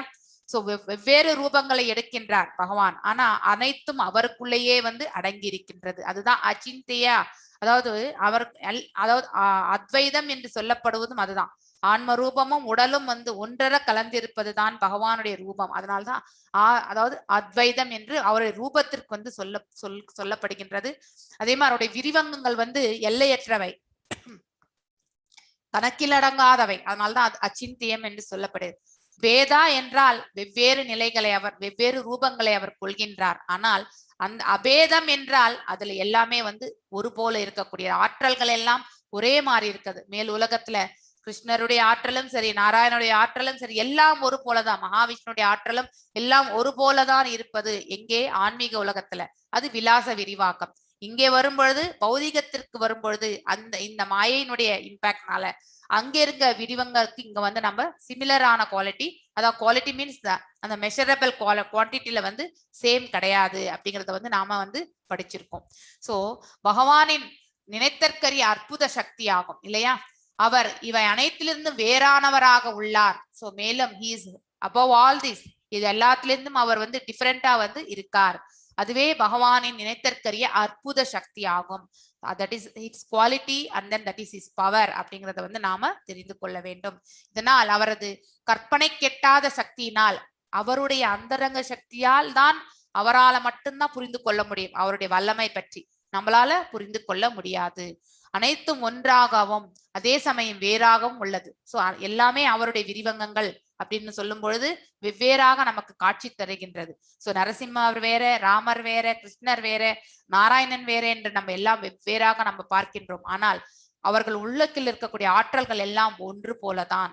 சோ அது சேம் அப்படிங்கறது, ஒன் அண்ட் த டிஃபரெண்ட் அப்படிங்கறது வந்து இந்த இதுல இருந்து நம்ம வந்து தெரிந்து கொள்கின்றோம். அச்சிந்த பேத அபேத தத்துவம். இதுவும் ரொம்ப பெருசா இருக்கு.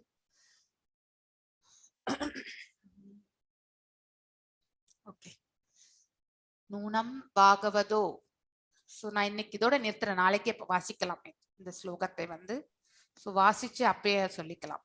சோ ஏன்னா மறுபடியும் அது பெண்டிங் ஆயிடுறது ஆக்சுவலி. ஓகே மாதாஜி, எஸ் சொல்லுங்க மாதாஜி. இப்போ கிட்டத்தட்ட 12 மாலை வரைக்கும் செஞ்சுட்டு இருக்கேன் மாதாஜி. ஓகே, நான் ட்ரை பண்ணி 16 வரைக்கும் எண்ட் ஆயிடுவேன். நான் இப்ப அந்த ஃபார்ம் ஃபில்அப் பண்ண கேப்பபிளா இல்ல?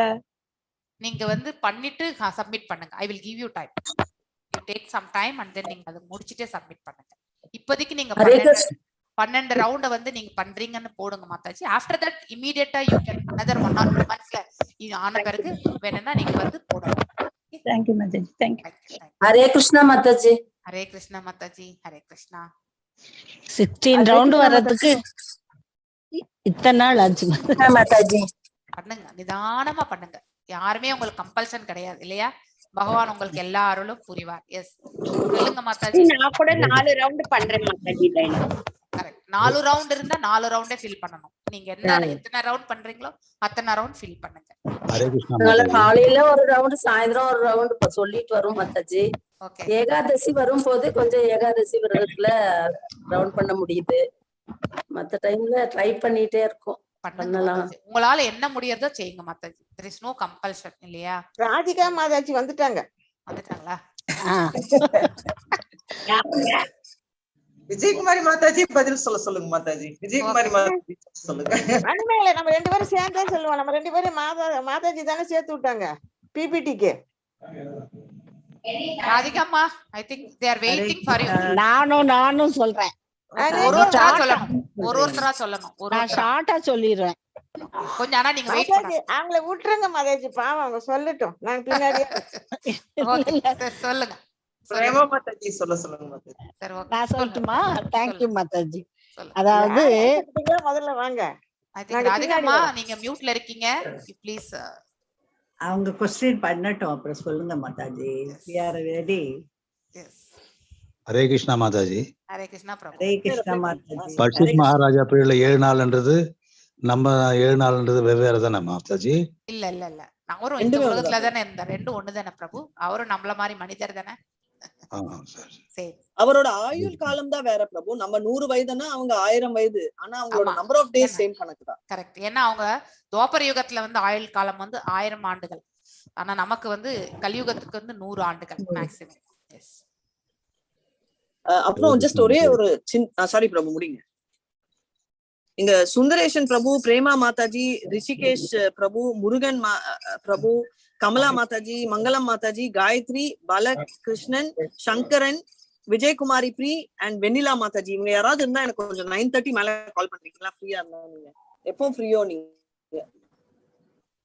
ஃப்ரீயா கூப்பிடுங்க மாதாஜி. நான் சாட்ல போடுறேன் நம்பர். ஜஸ்ட் நான் கால் பண்ண பேர் வந்து கால் பண்றேன். தேங்க்யூ மாதாஜி. சரி, இப்போ நான் கேட்ட கேள்வியோட பதில் ப்ளீஸ். நான் சொல்றேன் மாதாஜி. எஸ். சின்னதா நான் யாருக்கு டிஸ்டர்பன்ஸ் இல்லாம கரெக்டா சொல்லிடுறேன். ஓகே. 4 கால்கள் வந்து மாதாஜி தவம், பரிசுத்தம், கருணை, உண்மை. அதுல புலால் சாப்பிட்டோம்னா கருணை குறையும். கருணையே இல்லாம போயிடும் புலால் சாப்பிட்டுட்டே இருந்தாக்க. சூதாடினா உண்மை குறைஞ்சு போயிரும்.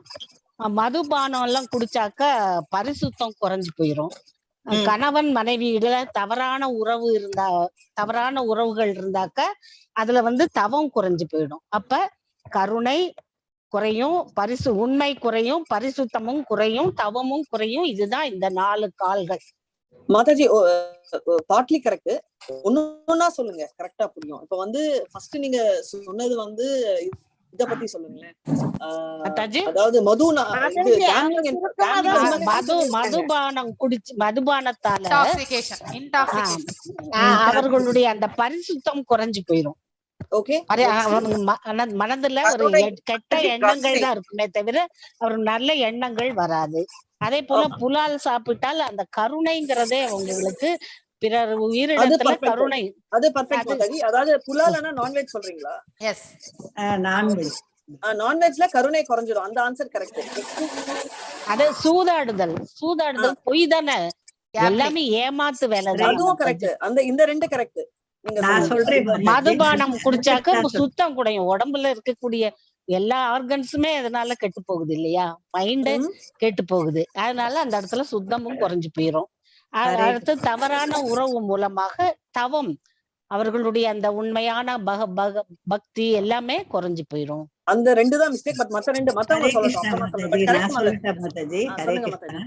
சொல்லுங்க சொல்லுங்க. முறைகேடான உறவுனால தூய்மை கெடுதுன்னு நினைக்கிறேன். கரெக்ட். ஏன்னா உடல் உரிமை தப்பா இருந்தா கிளென்லினஸ் காலி மாதாஜி அங்க. ஆமா மாதாஜி, அது அப்படின்னு எனக்கு படுது. இல்ல இல்ல இன்டாக்சிகேஷன், போதைப் பொருட்கள், ஆல்கஹால் குடிக்கிறதுனால அவங்களுடைய மனம் புத்தி எல்லாம் தடுமாற்றம். அதனால அவங்களால தவத்துல வந்து அவங்களால ஃபோக்கஸ் பண்ண முடியாது. எனக்கு படுது Mataji. Is it correct? Hare Krishna. எல்லா பதிலுமே கரெக்ட். இப்போ இதுல நான் சொல்றேன், இன்னும் நான் சொல்லவே இல்ல. கருணை ஓகே மாதாஜி. மீடியேட்டிங் வந்து அவங்க வந்து ரஜோகுணத்தை சேர்ந்தவங்க, அவங்க எல்லாருக்கும் அந்த அன்புங்கிறது ரொம்ப எதிர்பார்க்க முடியாது. அதனால அது வந்து ரிலேட்டட். கேம்லிங்கிறது அதுவும் வந்து ஒரு ஏமாற்று, ஒரு இதுதான், ஒரு தந்திரமான ஒரு செயல். அதுல எந்த ஒரு உண்மையும் இருக்காது. ஏன்னா யுதிஷ்டர் வந்து உண்மையானவர், சத்தியம், அவர் நேர்மையா இருந்தாரு. ஆனா அடுத்து துரியோதனன் சைட்ல வந்து அவங்க வந்து சூதாட்டம் வந்து ஏமாற்று வேலையாகத்தான் செஞ்சாங்க அப்படின்னு சொன்னாங்க மாதாஜி. வர்ணாசிரமம் படி யாருமே நடக்கல. அதாவது ஹலோ சொல்லுங்க மாதாஜி, கேக்குறேன். அதான் ரிலீஜியஸ் வந்து அங்க மாறி போகுது. ஃபர்ஸ்ட் வந்து அந்த வைஷ்யாஸ் வந்து என்ன பண்றாங்க, அந்த மாடுகள் எல்லாம் ஸ்லாட்டருக்கு அனுப்புறாங்க. அங்கதான் ஆரம்பிக்குது. அப்போ அங்க எல்லாம் அந்த புலால் எல்லாம் அங்க வந்துருது. அது ஃபர்ஸ்ட் அந்த வைசியர் தான் அங்க தப்பு பண்றாங்க. ஏன்னா அவங்க சிக்கனம், பேராசை இதெல்லாம் அந்த அது உள்ள வந்துருது.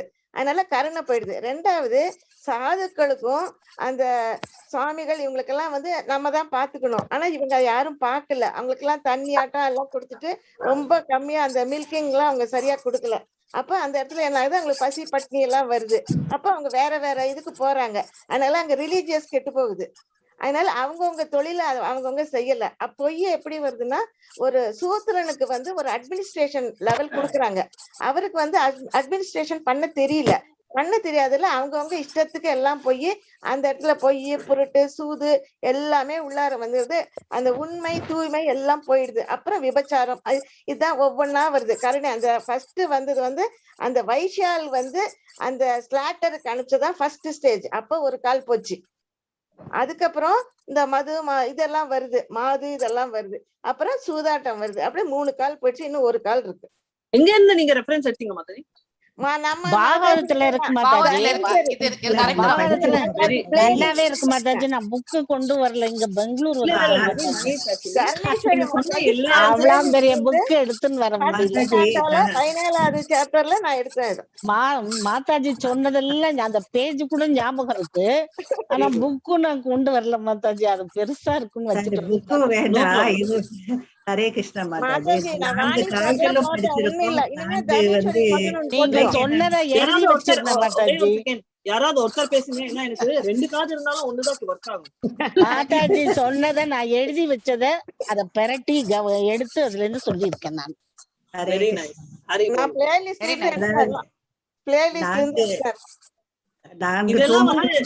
இல்ல, எங்கேயுமே இல்ல இது. ஹரே கிருஷ்ணா மாதாஜி. மாதாஜி சொன்னப்ப இதெல்லாம் சொன்னாங்க. அதெல்லாம் எழுதி அப்படி இப்படி குறுக்கி வச்சிருந்தேன். அத பொறுக்கி எடுத்து அப்படியே கொஞ்சம் எழுதி உங்ககிட்ட சொல்லி. ஹரே கிருஷ்ணா மாதாஜி, எது கரெக்ட்னு சொல்லுங்க. மாதாஜி மாதாஜி கரெக்டா சொல்லுங்க மாதாஜி, நாங்க நோட் பண்ணிக்கிறோம். நீங்க சொன்ன எல்லா ஆன்சர்ஸுமே கரெக்ட். ஆக்சுவலா இந்த 4 வந்து டெக்னிக்கலி எது இருந்தாலும் எல்லாமே அடிக்கும். பட் கரெக்டா பாகவதம் எழுதின இருக்கிற ரெஃபரன்ஸ் படி ஃபர்ஸ்ட் வந்து நம்ம நான்வெஜ், அது தமிழ் என்னமோ சொன்னீங்க நீங்க, அந்த வார்த்தை எனக்கு வரல. அது சாப்பிடுறதால மெயினா போறது கம்பேஷன். ஏன் ஒரு உயிரினத்தை கொலை பண்ணணும்ன்ற தாட்டே வந்து எதுக்கு வருது, அந்த கம்பேஷன் போகணும்ன்றதுக்கோசம் தானே.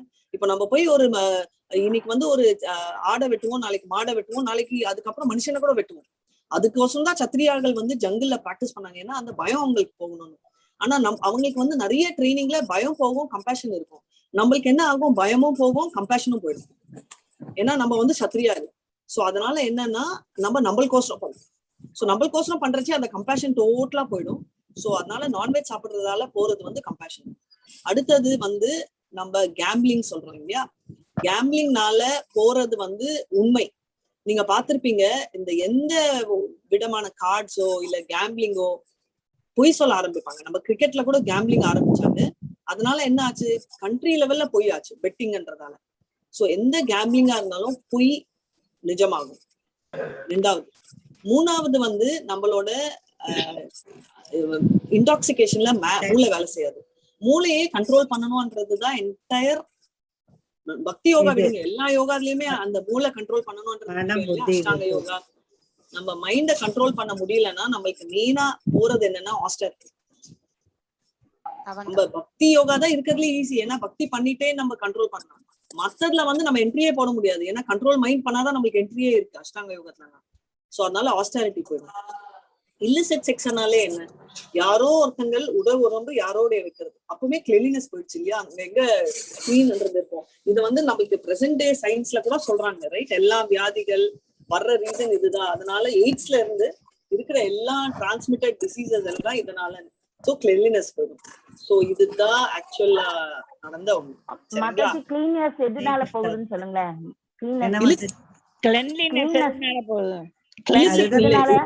இல்லிசிட் ரிலேஷன்ஷிப் மேம் தமிழ்ல சொல்லுங்க அந்த விபச்சாரம். மாதாஜி விபச்சாரம் உறவு, முறைகேடான உறவு அது உண்மைக்கு வருதே மாதாஜி. விபச்சாரம் உண்மை சத்தியம் வேற மாதாஜி, தூய்மை வேற இல்லையா? சத்தியம் தான் உண்மை. ஆமாமா, சத்தியம் வேற தூய்மை வேற. சத்தியமான ட்ரூத். ஆமா ஆமா, இது வேற அது வேற. கேம்பிளிங் தான் சத்தியத்தோட ரிலேட்டட். இந்த தூய்மை வந்து இல்லிசிட் ரிலேஷன்ஷிப், தவறான உறவு, முறைகேடான உறவுன்னு சொல்லலாம் மாதாஜி. Illicit sex. பட் இதெல்லாம் எனக்கு கரெக்டா நீங்க சொல்லுங்க, இந்த கேள்விக்கெல்லாம் ஆன்சர் கொடுத்தவங்க எல்லாருமே 10 ரவுண்ட் மேல சாண்ட் பண்றீங்களா? ஆமா மாதாஜி. இது எப்படி, இது ஏன் கேட்டேன் தெரியுமா? இதெல்லாம் இது ரொம்ப அட்வான்ஸ். இது வந்து 4th லெவல்ல கேட்க வேண்டிய கொஸ்டின். இது இவ்வளவு புரிஞ்சுக்கிட்டு ஆன்சர் பண்ணணும்னா நம்ம அந்த லெவலுக்கு பண்ணாதான். இதுக்கு வந்து லெஸ் சாண்டிங் அவங்க பேடுன்னு நான் சொல்லறதுக்கு வரல, பட் சாண்டிங் கோசம் நான் இது சொல்ல வந்தேன். ஏன்னா அந்த சாண்டிங் இம்ப்ரூவ் ஆக ஆகதான் நம்மளுக்கு ஞானமும் புரிய கரெக்ட், ரைட்? சோ அதுக்கோசம் நான் இதை நல்லாவே உணர்றோம் மாதாஜி. அத ஏன்னா நம்ம வெளியில சொல்ல தெரியும் மாதாஜி. ஒரு சின்ன ரிக்வெஸ்ட் மாதாஜி, இன்னையில இருந்து 18 days ஆரம்பிக்கிறீங்க. ஆரம்பத்துல அவங்களுக்கு சாட்டிங் கொஞ்சம் உள்ளார நுழைச்சு விட்டுட்டீங்கன்னா அவங்க ஈஸியா போயிடும் அவங்களுக்கு. புரியலங்க? அதாவது 18 days கிளாஸ் இன்னையில இருந்து ஆரம்பிக்கிறீங்க இல்லைங்களா? அதுல ஃபர்ஸ்ட் கிளாஸ்லயே அந்த சாண்டிங்க பத்தி சொல்லி அவங்கள ஒரு 10 தடவை சொல்லுங்க. ஃபர்ஸ்ட் கிளாஸ்ல நாங்க சாண்டிங் பத்தி ஜெனரலா எதுக்கு சொல்றது இல்லைன்னா, ஃபர்ஸ்ட் வந்து 18 days வந்து கத்துக்கிற வராங்க. சாண்டிங் வந்து இப்போ என்னையே எடுத்தீங்க வச்சுக்கோங்க, 18 days முடிஞ்சு 2வது செஷன்